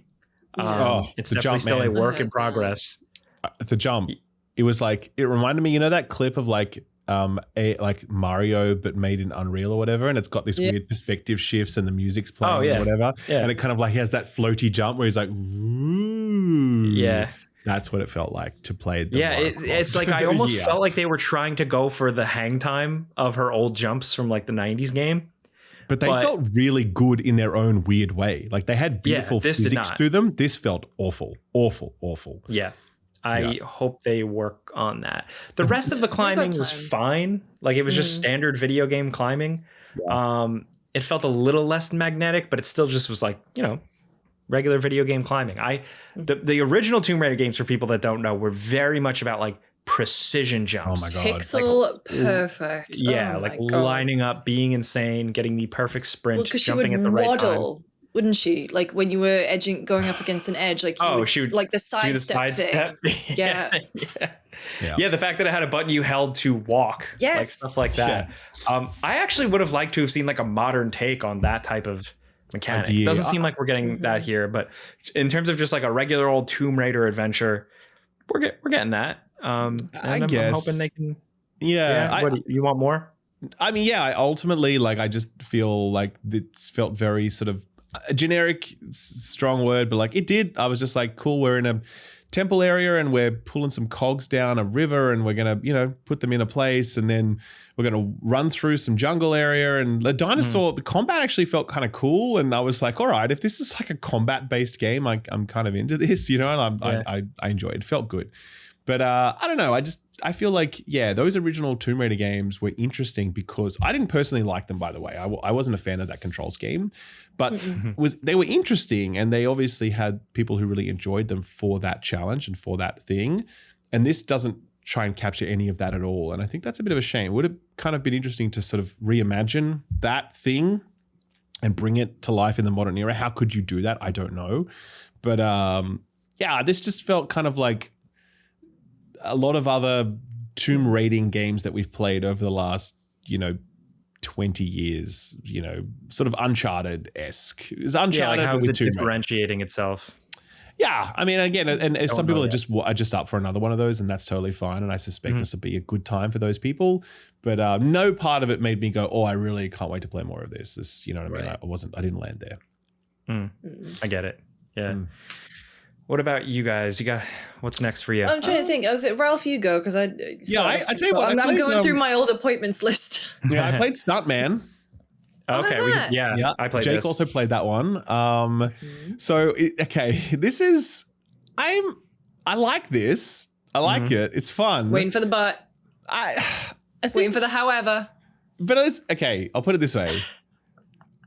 I think this is a really fun game to play. I can't imagine how this game sells though. Like, what is the proposition for this game, right? Yes. Jurassic Park. Because basically it's these levels that are like 90 seconds long, and they're very scripted linear levels where you need to there's a director in your ear, and he's like, okay, next up, do a hairpin turn. Okay, now over the jump. Okay, hard left turn here. Crash into these boxes. Where is this director from? He actually is funny. What is his accent? He's not Australian. It's got kind of like almost like was it like an Eastern European accent a little bit or something? Say Eastern European. It's almost like no, he wasn't Dutch. It's just kind of like a general European accent. Yeah, European brackets. General European accent. And so he's giving you these orders, and obviously you can also see the instructions on screen. That works too. But then, the levels are like 90 seconds-ish, and they have, you hit your marks. And if you get a perfect run, then you've essentially done it. And then, we played through 5 levels, and that didn't take very long. I don't know how many of these levels there's going to be. There's no multiplayer. I checked that with them as well. Like, there's no sort of, I don't know, versus mode where you need to compete with each other to see who can nail it. Well, there's no leaderboards either, right? I don't know about leaderboards. Actually, I didn't ask. No, I think because I did Kind of Funny last week with Simon Cardy, and I think he was saying there's no. Right. So this is the thing. I liked this game. It was fun. Yeah. I had a really good time as I was playing it. I liked the mechanics. I liked the physics. I liked there's a Back to the Future level where you're driving the DeLorean and you need to avoid the Libyans. And instead of there being one Libyan truck, there's 12 of them for some reason. There's a lot of them. So I was into all of it, to be honest with you. And if they say to me, "Oh, we've actually made 50 of these levels," I'd be like, "Oh, okay, cool. Yeah, sweet. All right. I can see how that might work." But I don't suspect there will be 50 of these levels. And I think if that number is low, then it's going to make it a really hard proposition as a box product. So yeah, I'm rooting for it. I'll tell you that much. This is what I say. I played Tomb Raider. That's going to be a full price game, no doubt. I'm not really that interested to play much more of it. It's fine, whatever. This one, I don't know how they're going to charge for it. I don't know what the deal is, but I'm actually excited to play more of it when it arrives because it's going to be a fun time. I'll put it that way, right? I don't know. Where'd you land on it, Jake? I was happy that they announced it. I'm happy that it's back. They're simple by nature, right? Yes. But I do think player tastes and demands and wants have changed, because I even was like, oh yeah, this is a little simple. And it also lacks Riz. It has no charisma or like style to it or excitement to it that I think could have really helped presentation wise, everything. The thing that so like I'm like you, like I really like the Back to the Future level. I like the feel, the gameplay feel. Yeah. But when they announced it with all these intellectual property things, I was like, ooh, this is their ace in the hole. This is really cool. But now playing a lot of it, like the Fast and the Furious level didn't really feel like a Fast and the Furious level other than the look of the car. Yeah. It didn't really have a lot to it. I actually had more fun with the levels that were just completely their own thing. The Earthquake level, incredible. Cool. Agreed. A lot going on, really good set pieces. So I don't know if the IP stuff is really going to live up to it. Because you could do some really cool things with this idea. Like, what if instead of just these individual levels, you kind of built like Hill Valley, you know what I mean, in Back to the Future, and you were just driving around the entirety of the town, and there were like different challenges in different locations, and there was some story stuff to it, and I don't know, like it just road rage style, or like Mad Max, and you're out in the desert, and there's all sorts of like there's the bullet farm, and like you could obviously that's a vastly more ambitious title in terms of what you're building for sure, but at the same time, different movie sets where you can explore different sub objectives. Exactly, I think those would be cool ideas, and that would make this product feel a little more meaty and an easier pitch to consumers, because again, I am into this. I plan to play it, but at the same time, I wonder how they're going to sell this thing. Like if it's like a $30 game, sure. If it's like a Game Pass game, sure. But if they're like aiming for $60 plus, I don't know, man. I think audiences will be like, I'm out. That's my concern. So, because I did have fun. Like I was hooked. I was very quickly like, ooh, no, I want to do that run perfect. So it definitely got its hooks in me. Agreed. Like that is there, but it's really the rest of the package. Also, agreed. it needs a quick restart. It doesn't have quick restart? Not. You have to go to the menu and then you can like do it, but there should be like a button. You have to pause and then go clink, clink, clink, and click down to restart. Oh, no. In this day and age, I feel like an instant reset. Hold start to instant reset. Yeah, I agree. Yeah. Anyway, and at the same booth, actually, I also played Turok Evolutions. Okay, yeah. Because this is another Saber Interactive. They're like bringing back the old IPs, right? This is just a general trend right now in video games. They're like, let's bring it all back. Turok is back. Very different though. It's now a co-op squad shooter. So like think Aliens Fireteam Elite, but Turok, and classes. Okay. with classes and shit and like the different First abilities. or third. Say again. First or third person too. First or third person. There's waves of enemies in certain locations, and then you need to walk a thing, you kill a thing, and then pick it up, and then walk it to a spot, and then that unlocks a thing, and then you can shoot a thing and whatever. Look. I like this. I think it's dumb fun. Again, I think it's the same sort of a similar conversation to like Stuntman actually, which is like, you've made a nice, simple game that is a good time. If you have a group of friends to play with, it'll be a fun time. I think, that's my suspect. But is there really a standout feature that I can point to here right now, like barrel the camera and be like, here's why you should buy Turok? No, there's nothing I can really point to like that. It's just another one of those co-op-y games if you're into it. Do you know what I mean? So Jake, Lucy, did you play this one? No, I didn't do any Saber this year. Okay. Sorry. Yeah, it was just like I was like, okay, cool. To me, it felt kind of like, I hate to say, like it felt like a simple Game Pass game or like a Netflix movie, where you watch it and you go, okay, that was cool, and then you move on. Like I still want more from Turok as a brand that I feel like they've never really been able to crack into. Why is every dinosaur franchise dormant right now? Like, what's up with that, right? Dinosaurs are sick, man. Why are there no big dinosaur games out right now that we're all like frothing over? There's that one with the sexy lady, Code Violet or whatever. Code Violet? That, slop game? Slop game? Oh, man. Why do I know? It's like, this was a big thing on Game Ranks. With the big sexy lady in it. Yeah, my internet's so incredibly slow. Yeah, it was just like a weird ass dumb game. Okay. It was like what if Stellar Blade was shitty and trying to be Dino Crisis. So can you think of any reasons why people would jump out and grab, Turok right now? Yeah, good question. I think it was smooth. Like it was very easy to pick up and play. It was. I agree with you. Grooving around. It's got a really good dodge and slide and switching between first and third. The weapons felt pretty good and distinct.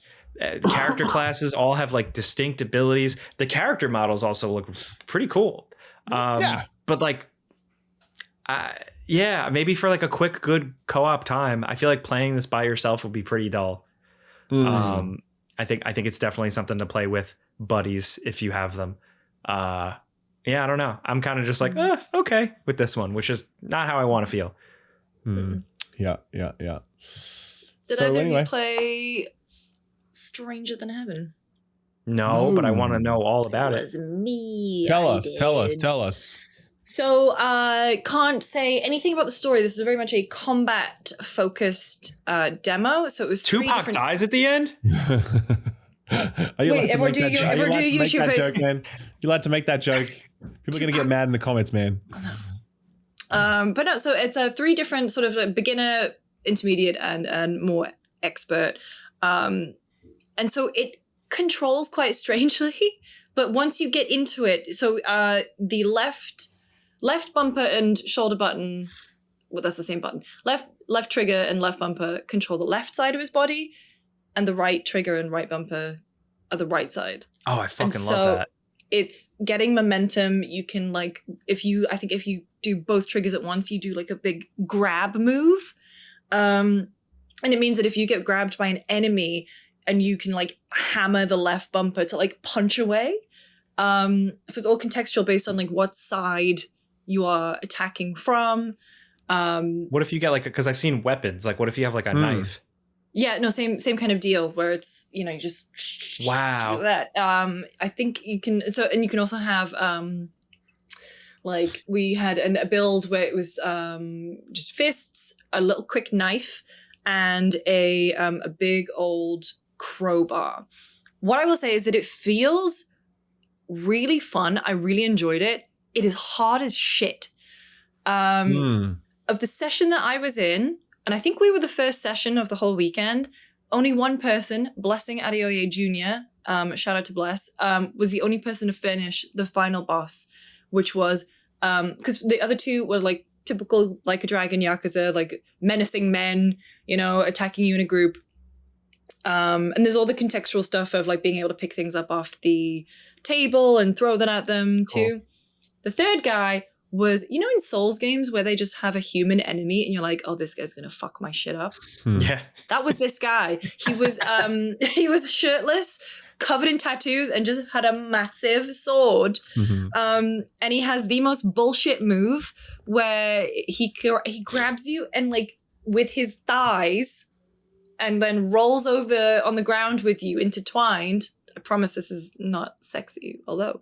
And then he just gets his sword and just into your heart and takes, and basically you have to be at full health, otherwise he gets you.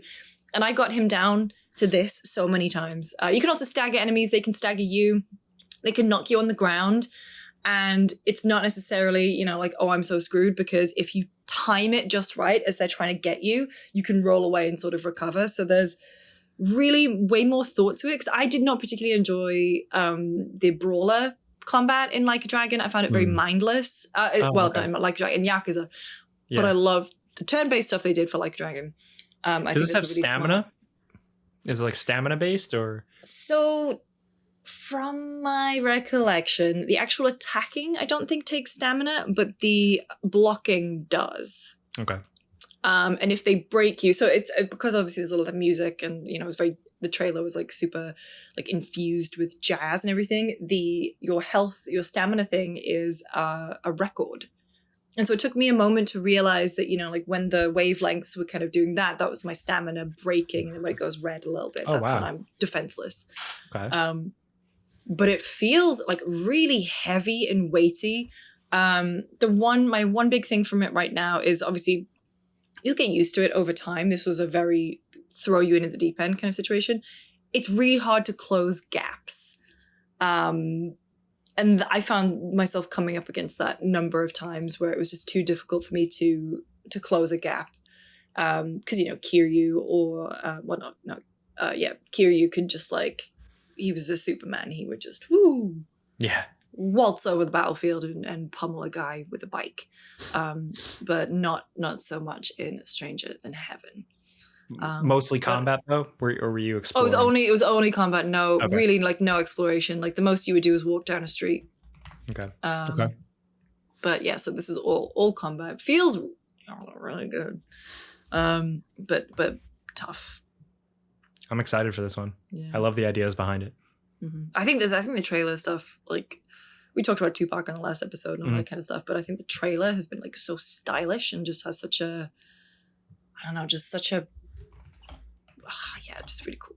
Got to play some Halo Campaign Evolved, I've heard of that it's game. 2001. the newest PS5 game. Hey man, Halo, Gears of War, Spyro. Xbox is back, baby. Xbox is totally back. 100%. Oh, man. Book it. So- book it. So we got to play the Assault on Control Room and Silent Cartographer sequences. Yes. They're significant. They're like the original Halo, all those missions, bangers. Oh, most of them. It's a remake of Halo. It's good. Just trailed off. Yep, it's a remake of Halo. It's just a remake of Halo. I totally agree. It looks really nice. It's Control obviously feel been is there. rebuilt. Yeah, the control feel is there. I mean, there are some slight differences that you will immediately feel if you've like grown up playing those games. I certainly did, but they've done overall like a pretty good job of recapturing. I would say it's like in the 95th percentile of accuracy. I think that a lot of people probably won't be able to tell the difference unless you're like a massive nerd who just played way too much Halo growing up. If you're just like your average person who played a little bit of it, you probably feel the same to you, right? But yeah, it feels nice. It looks really good for sure. The visual glow up is significant, no doubt about it. And they've got some cool stuff coming. Like there's 3 new missions that are they've added to the game. We didn't get to experience those, unfortunately. Would have been nice. Yeah. There's step before the events of the game, and there's also like some remix stuff going on where like you can Yeah. play through a version of the game where like it remixes the location of weapons, and like weapons from other Halo games have been brought into this one, which I think is actually kind of cool, and I think that's a really nice touch for real enthusiasts or whatever. But yeah, ultimately it's a remake of Halo. The other thing they did say is that they did rework some of the levels, like library, for example, because they're Yes. like, everyone agrees it kind of sucks a bit, right? Yeah, So and they're even like, well, how what if they it said that they didn't suck? reworked it just seems like it makes sense. It's probably not going to be like an offensively, like insanely redone overhauled level. It's just like they structured it, they paced it a little different, and I think that sounds like the right approach. Totally. No, I don't think anyone's going to argue like, no, we must have the library exactly as it was. We needed that 5th corridor full of more flood, you know? So yeah, I don't know, but I'm in the same basket as I was when I first saw this. I'm like, okay, yep. Halo was already pretty fun to play through, even though it looked a bit old. Now it looks better, and there's some remix stuff coming to it, but I would probably have rather this team was working on a new Halo game. Obviously, these assets do contribute to a new Halo project and their overall Halo pipeline. I get that. That's fine. This also is coming to PS5, which may, depending on Xbox's appetite for exclusives, it may be the only Halo game that ever gets released in PS5. So buy it in physical so you have a nice collector's edition. And that's it. So, yeah. I didn't think it looked like as amazing as like some people were hyping it up. I don't know. I felt the Assault on Control Room in particular just felt kind of flat. You know, the snowy landscape. The sense of scale felt good, but yes, I was just kind of like, I think if you freeze, like it actually looks better in screenshots than it does in motion, because in motion it's a fairly like big game, big spaced out levels, scale, whatever, and you don't really focus upon the like particulars. But if you really like freeze frame, drill into the detail, like how does the gun look, how do the enemies look, how does the lighting looking in a specific moment, it looks really nice. I think I do think that. But you're right. You don't really notice that as you're playing through it because you're just like, oh yeah, I know what this next part is. There's a hunter up around the next corner. Do you know what I mean? It does make a good first impression though with Silent Cartographer, at least. I think it definitely looked significantly better than when they first revealed the game. The water looks like really cool. The skybox with like the Halo ring. Can you believe awesome. that human beings made the Silent Cartographer? I mean, for real, just take a step back and remember that was a thing that we did. Human beings. Like just like everything about it, like the construction of it, the everything pacing of about it is it's just divine. Like it's literally like God reached down through Bungie's artists and its people, and they're like, he made this himself. Do you know what I mean? Like, yeah. I played I played Halo with a friend, and I impulse purchased an Xbox like that day. That only happened once in a while, you know? Like only certain games do that. For sure.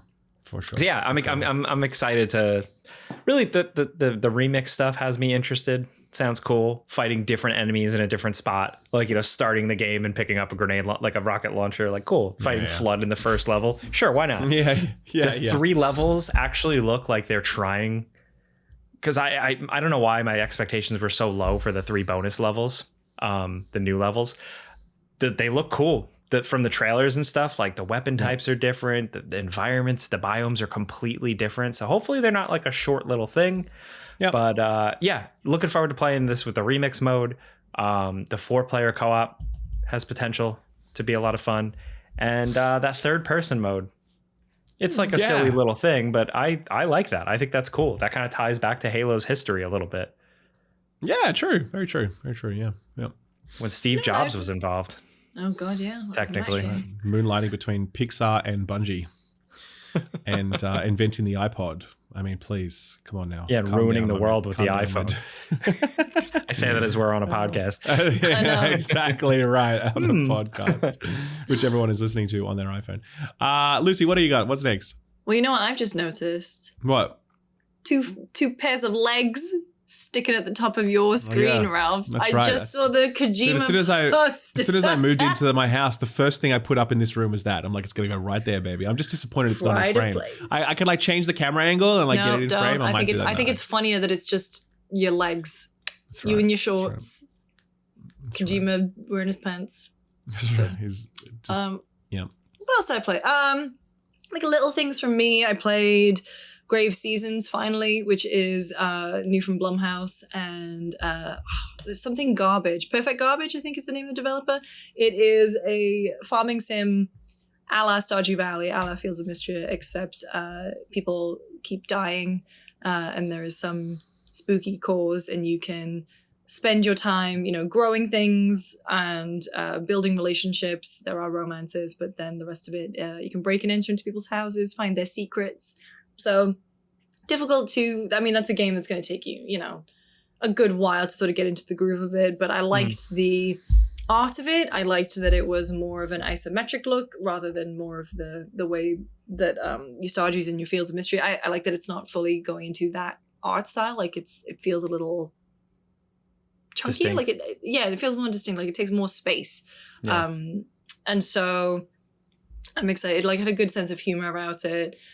It's not afraid to show blood splatter, which is what I was kind of afraid of. That I was afraid it would hold back on the violence and stuff like that. It doesn't seem like it's going to.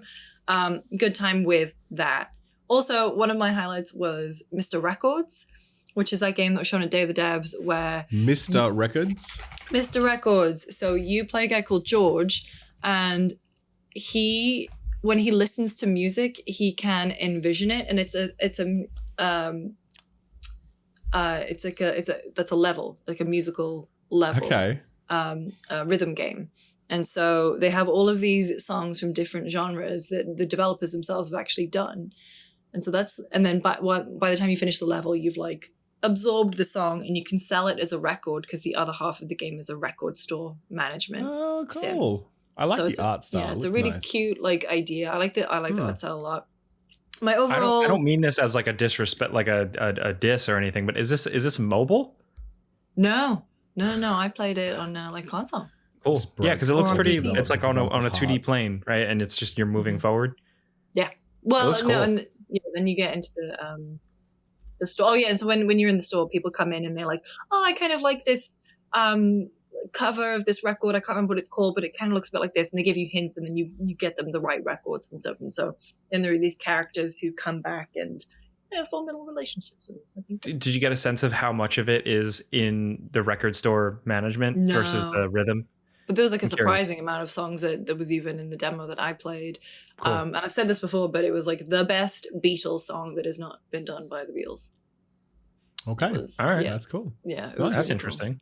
So my overall highlight of the show is Blood Dungeon, which was in Day of the Devs. It is the new game from the Nidhogg team, Messhoff, and it rules. There's a demo available right now. Go play it. I put it as one of my picks of Day of the Devs in my first issue of the newsletter, and I was like, this is going to be it. And I'm What's really the name glad of to that say newsletter, that, by the way, Lucy? What's the name of it? it's called Looking for Game. Excellent. Okay. But no, I'll sign up to that. I'll sign again. Thank you. I was going to say, I was like, I want to be on the ground floor with this one because it rules. It is an auto shooter ally of Vampire Survivors, except you're in a 2D plane and you are parkouring around a map and all the enemies are chasing you, and sometimes you'll go through a door and it locks off behind you. And so what you're trying to do is you're trying to find keys. You're trying to basically find your way out. You get different abilities around. So there's the roguelite element to it. It's also just like you know how Nidhogg, when you die, it would just be like and just like the little stick guy with all the blood and stuff. It's very much that same kind of humor. Gets to the fun immediately.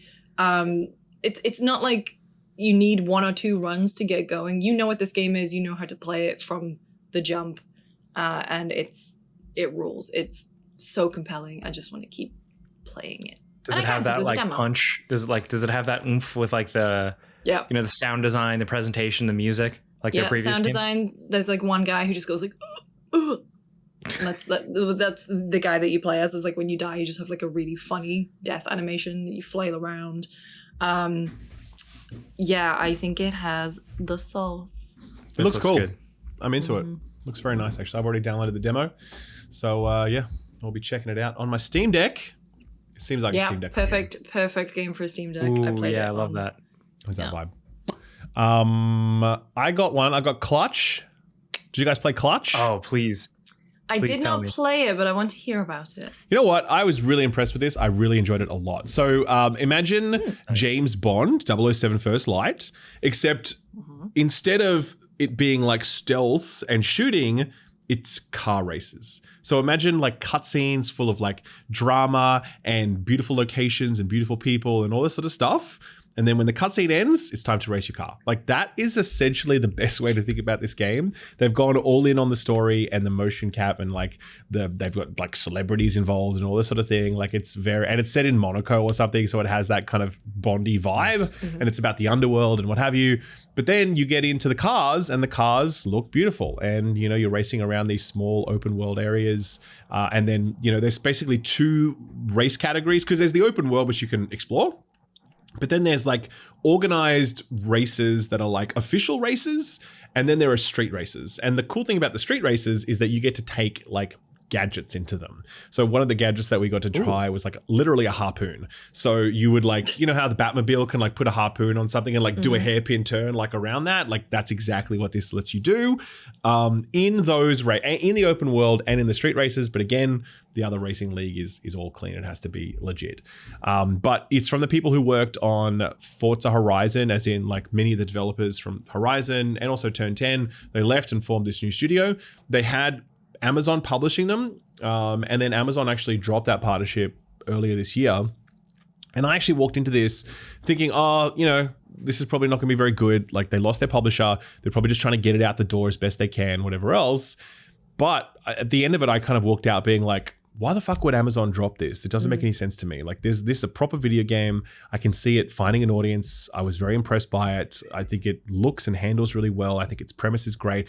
It's a really nice complement to Forza, Horizon, I should say, because Forza Horizon's story is total dog shit. It's the worst shit of all time, and it just seems to get worse every year, right? But whereas this, they're like, well, what if we made like the Forza kind of vibe, but we actually had a proper story with characters and all this sort of stuff. So that is a great segment that they're carving out for themselves. Yeah, totally. At this point, it's a really nice proposition, I think. So look, obviously I only experienced one slice of it. Maybe the rest of the game is like a dog's breakfast. I don't know. But if the rest of the game is as good as this is, I think this will be pretty solid. And I'd expect it to do pretty well, So definitely want to have on your radar, I think, if you are a racing fan or you like cinematic story-driven racing games. especially considering that there aren't many of them. Speaking of which, did any of you play Star Wars Galactic Racer? I did not. No. I got to watch someone play a lot. I didn't get my hands on it. It looks so fun, doesn't it? It looks challenging.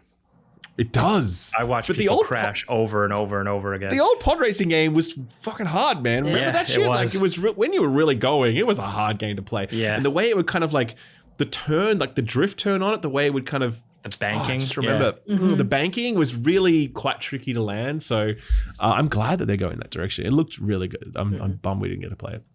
I got to play Hellraiser Revival. For some sickos out there. Yeah, nice. It was in the sex dungeon. They built a sex dungeon to play that which game. apparently had the best bar in the whole campus. Was the Hellraiser bar. I didn't even know it had a bar. I didn't know it had a bar.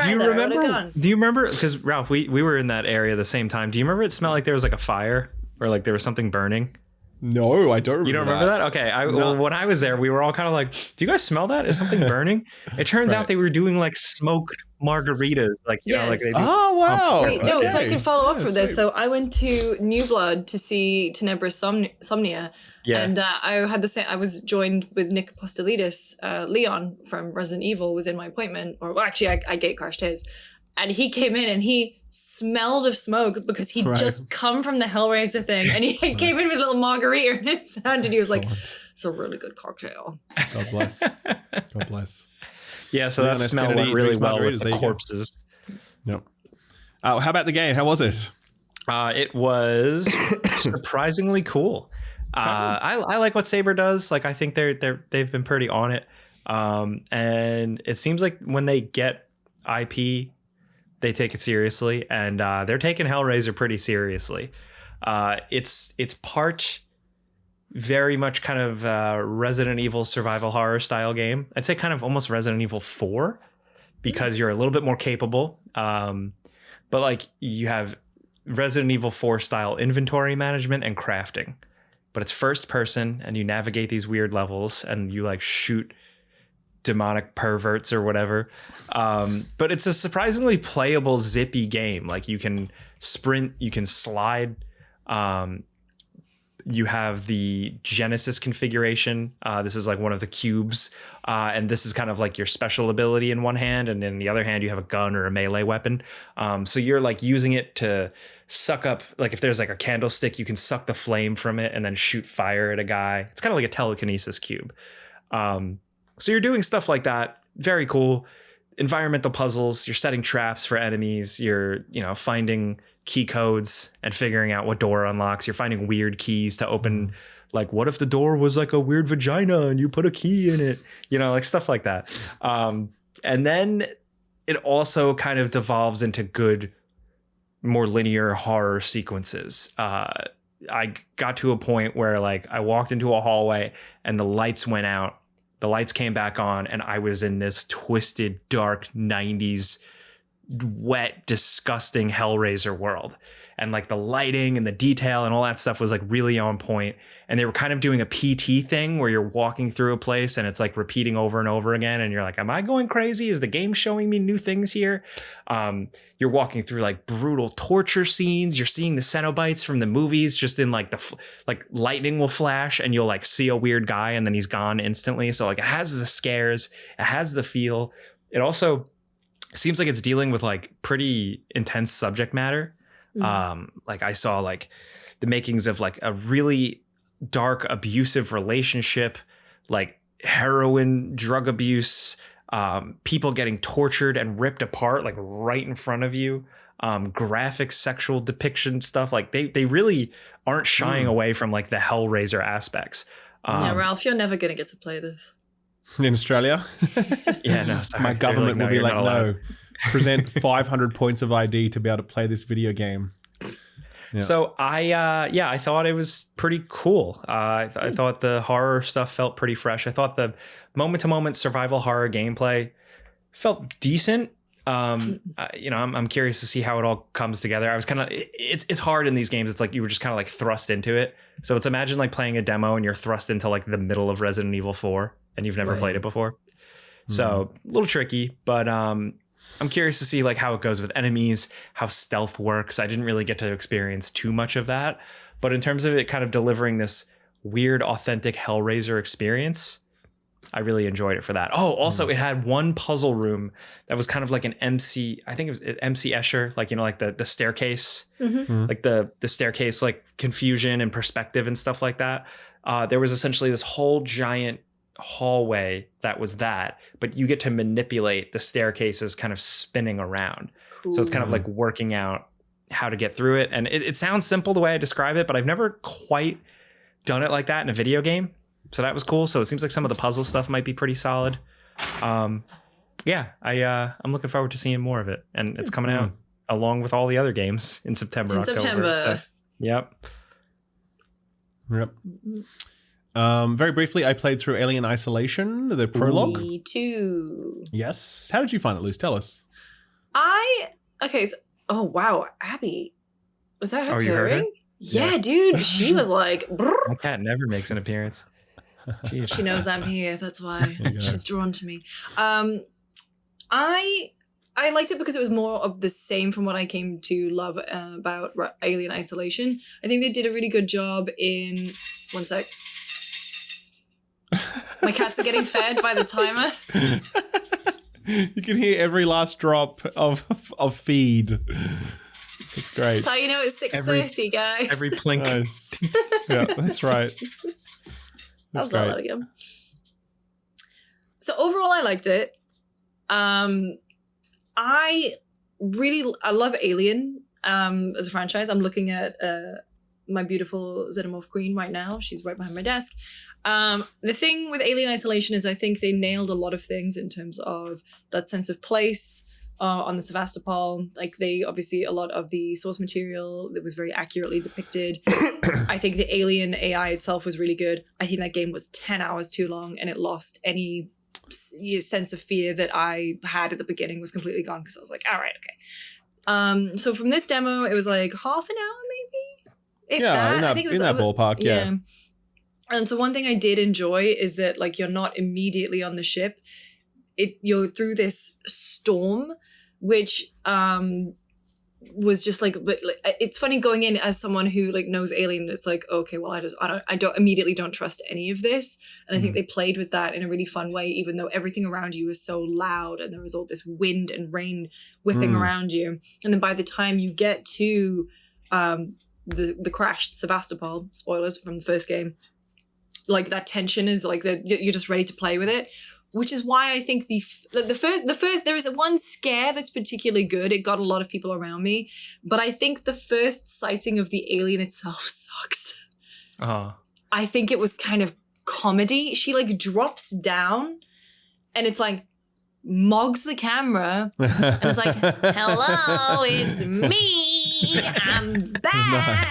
Nice. And I'm like, no, I think that needs to be a much scarier, more impactful moment. Yeah. And I'm sorry for saying it sucks. I try not to say things sucks, but it's like, I think you did such a good job of building to the tension to that point that when I saw her, I was like, come on, give her a little something else. So that would be my biggest bit of feedback. And then, yeah, it was just kind of business as usual, trying to open some doors and escape while the ship is basically being taken out to sea because of this insane storm. What did you think? Wow.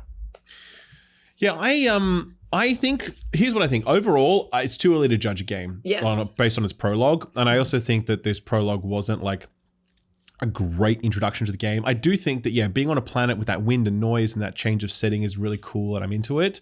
I do think some of the facial capture for some of the characters they show was also quite impressive. And it's like, all right, sweet. Good teeth. Good teeth. Good teeth, that's right. But then obviously, yeah, the alien arrives and I found it also quite sort of overtuned actually in terms of like the alien's pathing by the end.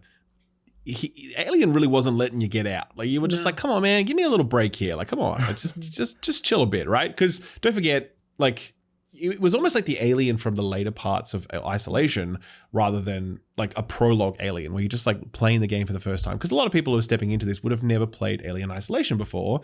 And it was, a little bit tricky, I think. But that wasn't really the main issue. I just think it was overall, I think you're right, Luce. Just kind of like,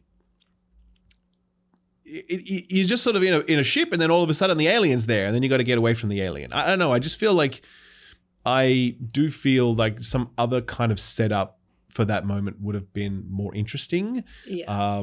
Some letting that sort of burn a little longer before we finally. Like, I imagine that prologue would have ended with just like a brief flash of an alien and then like cut to black or something, you know, after I'd spent 20 minutes just sort of really immersing myself and being drawn into this world a lot more than I was in that prologue. But again, I just think all of what I'm saying, it's just unfair to really like judge a game based upon this small slice. You know, they're working on it. It's not soon, I don't think. I get the vibe. It's still a ways off. Interestingly, on that point of difficulty, because I interviewed the team and I asked them, I'm like, all right, not difficulty, sorry, on game length. I'm like, all right, everyone thinks that Isolation was too long, right? What do you think about that? Do you agree with that criticism? And will the sequel be shorter? And the game director basically said that in his view, difficulty is more a function. Game length is more a function of difficulty. And there's different types of players who are able to get through it really fast and others much slower. And he says that as they're approaching the sequel, they're really looking to dial in the difficulty so that it's, you know, it feels right. Right. And I was like, okay. Is he telling us to get good? No, he wasn't saying that. But I think what he was trying to do, if my suspicion is that he was not trying to say our game will be shorter. Because that doesn't would be play the headline. well. That would be the headline. Okay. He's trying to reframe the discussion around something else. But I do think that it's not really, I think it's a bit disingenuous to say that like, oh, all of the criticisms about the length of this game were really a function of difficulty. Because that's not the case. Like that game was too long. Do you know what I mean? Like there was too much shit. And by the end, people were done. And so I don't know. I think it probably would have been better to be like, yeah, we're looking to make sure we're a better paced experience and we're really, I don't know, who knows. Point is, I raised it with them and I'm sure they were thinking about it well before I raised it. That's for damn sure. And I wouldn't be at all surprised if this game was shorter because like, we don't need another 25-hour game, man. Like if you dialed this in at 15 hours and you nailed every one of those 15 hours, people are going to be more than happy with that, man. They're going to love it. So yeah. Anyway, that was Alien Isolation. We'll just another quick one to wrap up. Sorry, my thing here. I did Onimusha. There's also the demo out right now, so you can experience that for yourself if you'd like to check it out. But overall, I'm really into it. I love the feeling of combat. I love the setting. I love everything. Everything except two things. Number one, difficulty, where I played on normal and it was like super easy, where I'm just like, whoa, something doesn't feel right here. You know what I mean? Like it just feels a bit undertuned. But the thing is that I raised that when I was playing because I was like, this is really easy. And then I got to the boss battle. And because I was trying to play it my way. Hey, stop it. That's my chair, dude. That costs more than you. Quit it. Wow. That's what I say. Flex on your cat. That's what I say to my cat. It's like my running joke that I have with them. Right, nice. I promise. Probably why they do it to your furniture then, because you speak to them that way. So yeah. But the boss battle for me was, I tried to play it the way that it did not want to be played, and then I played it like Sekiro, and I didn't take any damage with like the parrying stuff and whatever. Yeah, sure. So really, folks, if you're playing Onimusha, parry. Yep. And the other thing, I died once on that boss. Yeah. I'm okay with it not being that challenging. Maybe I'm just not as capable of as a player, but I found it like I had to pay attention. And I'm glad it's not like a Sekiro experience.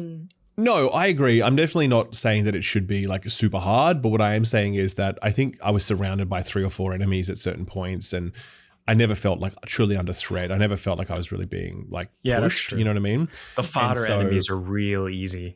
Exactly. Like, and I just a bit more challenge out of them would be good, I think.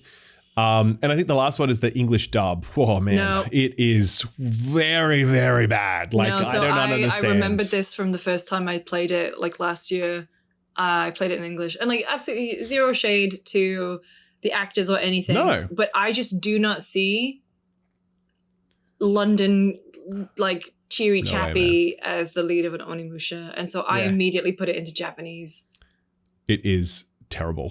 So it just doesn't match up at all. No. And it really takes you out of the moment.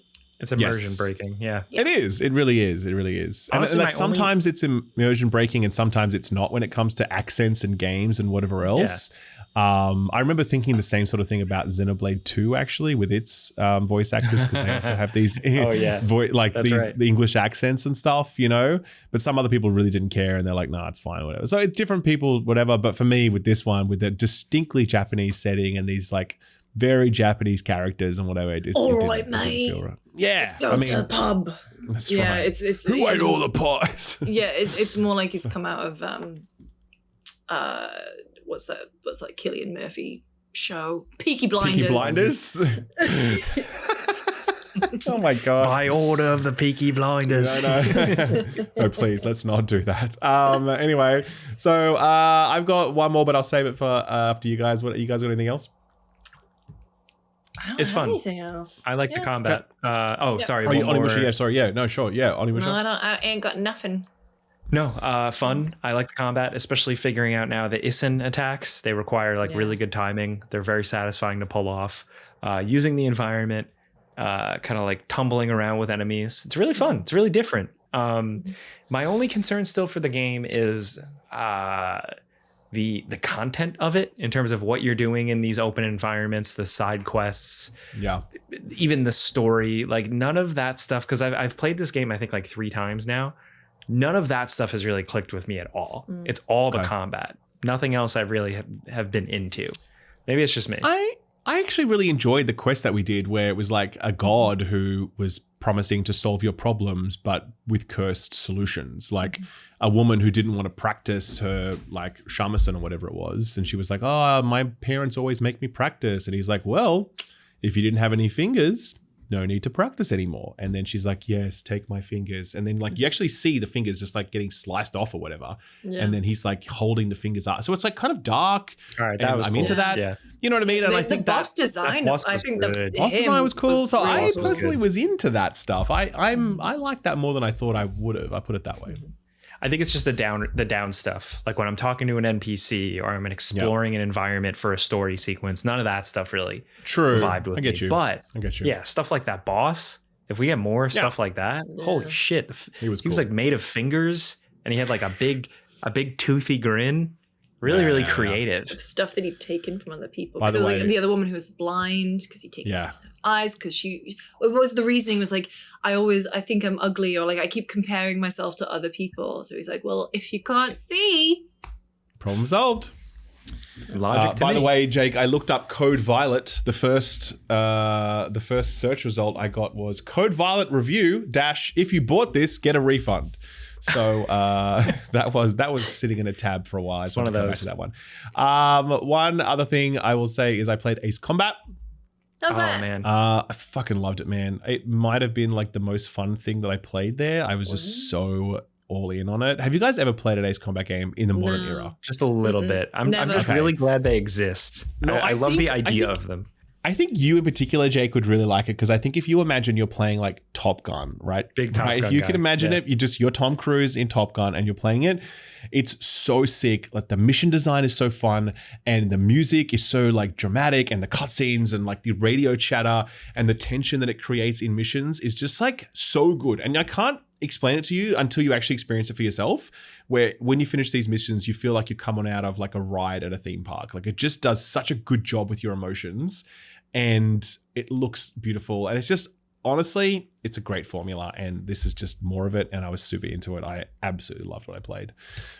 So yes, please make the effort to play some Ace Combat. You'll be very surprised by how good it is, truly. Like, I downloaded 7, so...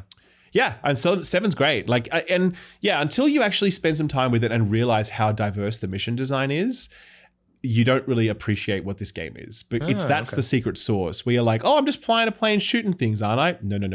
There's so much more to it, and they're so inventive with the way that you are using this. There's like a land tank in this, by the way. Like, imagine the Scarab from Halo 2. But way bigger, and then like that's one of the main features of this game, and so you've kind of got to do battle with that at a certain point. So that's how wild this gets. I am like super pumped for it. It was super. All right. And I think that was pretty much it. I mean, I did play a bunch of other stuff, but I don't want to go on too long. But those are my real standouts. Anything else from you guys?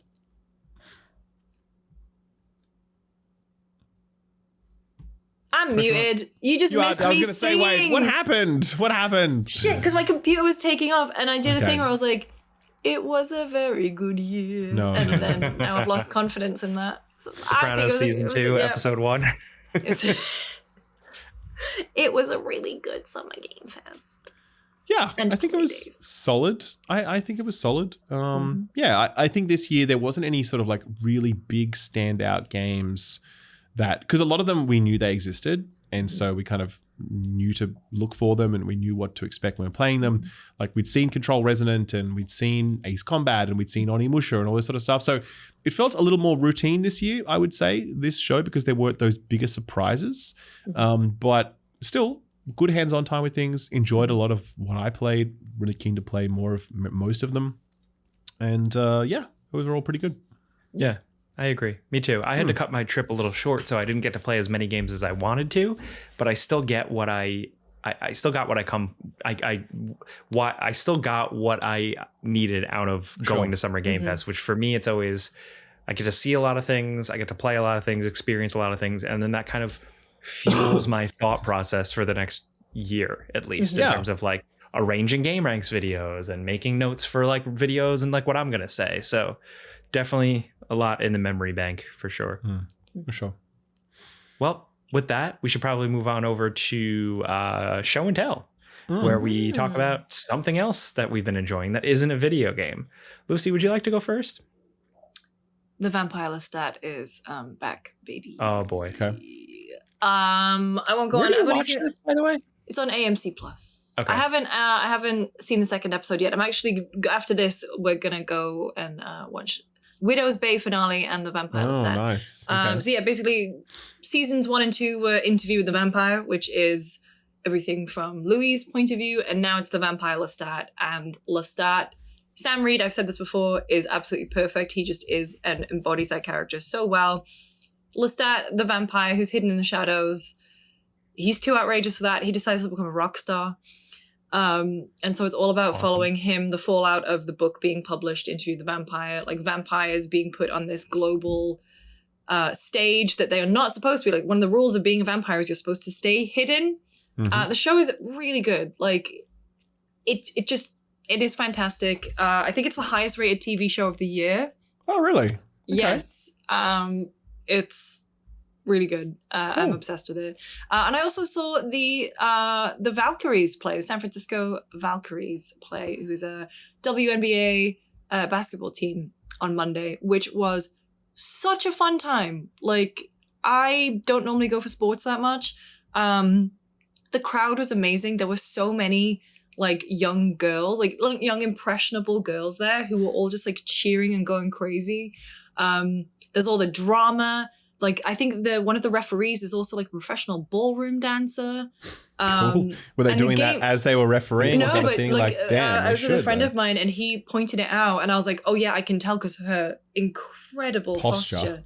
But no, it was just really fun. And like, they had, like, some parts were sponsored by like period products, and they had little, like, some of the ad breaks were talking deliberately about mental health, and just like all the athletes were talking about how important mental health is and how it's as important as physical health. And I just thought, like, if I was a kid, like boy or girl, like if I saw that at such a young age, that would have, I think, really made a mark on me. And I was just really impressed with the whole thing.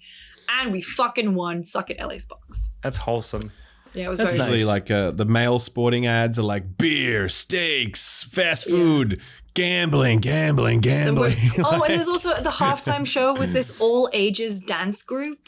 Okay. So there were like these younger kids and then these older people, and they all were dancing together, and it was just, I don't know, it was just a really wholesome sweet. Monday evening. And it like finished at 9 p.m. So I was Hell like, yeah. Let's go. in bed I by like- 10. I like sports Ooh, making yeah. like a wholesome impression on kids. Like for me, that was like the like Scooby-Doo meets the Harlem Globetrotters or some shit that like blew my mind back in the day. Nice. We had the Knicks game. That was huge. It was great. It was great to be huge. here for Did that. you go and overturn cars and shit in New York City after it was over? No, I did not. Damn. You should have. You should have. But yeah, it's crazy. Good energy. Really exciting. Good games. Well, What do I have this week? I've been busy with like personal life stuff, but for some reason I did sit down and mod Assassin's Creed Unity. Why? To do what? Like the mod scene behind Assassin's Creed Unity is insane. There is so much. They've altered the RPG elements. They've fixed the glitches. They've upgraded the parkour with more move sets. They've completely changed how the game looks and almost plays. You can play it like Splinter Cell Conviction now. It's insane. So that's been fun. I just kind of like do a video on this on the Baldino channel, by the way. Do like a full mod stack on this. I reckon it would pop off. I would love to see that. Maybe I will, because I'm doing that, and I've been messing around trying to fix Assassin's Creed 3. There's not as much in terms of the mod world going on with it, but the Assassin's Creed 3 remaster that they released kind of looks like shit. So some of the mods kind of fix it. So it's been fun to kind of go through that and replay that one, because I never really gave that one a fair shake. So yeah, maybe I'll report back. But that's what I got this week. First of all, there's some future show and tell. I booked my tickets to the Odyssey, right? And they were all sold out at the minutes. The big 17 millimeter? The IMAX. The IMAX one? Oh, the popcorn bucket? Of course. I'm going to get the popcorn bucket if they're selling it. Why didn't they do a Trojan horse? Eat the popcorn out of its ass. They wanted you to eat the popcorn out of the Keeley camera. They were very insistent on that. So that's actually going to be a double feature for us, and we're going to be seeing it. And then later that day, we're going to be seeing Spider-Man, because that's going to be out at the same time by the time I actually get to watch this. And that's not an IMAX, though. I was very surprised to learn they're not doing an IMAX showing for that one. So I'm excited, man. I can't remember the last time I've done a double feature day, so it's going to be big. I'm excited. But last time I did was Barbenheimer. Of course. Yeah, sure. Nice. Yeah. And stuff I have watched on the plane on the way here, on the way to LA, I watched Marty Supreme. That guy was an asshole. 100%. I don't know how accurate it was, but that dude was a proper asshole. And Timothée Chalamet actually turned in an incredible performance. It was a stressful movie. And then I just needed something to relax. So after that, I decided if I had legs, I would kick you, which is basically the most stressful movie I think I've ever seen in my entire fucking life. That movie was my Uncut Gems. Yeah, I loved it, but it was more stressful for me than Uncut Gems ever. But that's like, again, Marty Supreme was like Uncut Gems. And then, if I had legs, I would kick you is basically like that, but for motherhood. And the premise of For Had Legs I Would Kick You is like a mother who's kind of just dealing with everything all at once. Everything is bad and she's just kind of in the thick of it, and Conan is her therapist, except he doesn't crack a single joke the entire time. Like O'Brien? Yeah, Conan. Oh, wow. What other Conans? Like, no, man, the Barbarian. Okay. Yeah, And then, it's an incredibly stressful film, but like very powerful. I think she won an Oscar for it, or like a Golden Globe. She was nominated. I think she won the Golden Globe. But she should have just won all the awards. Yeah, she was, because it was like crazy. It was. I don't recommend watching this movie unless you are ready for just an incredibly stressful, unpleasant experience that you are glad to be rid of. I have seen it. I never want to watch it again. Yeah. But it was very like enriching and thought-provoking and good.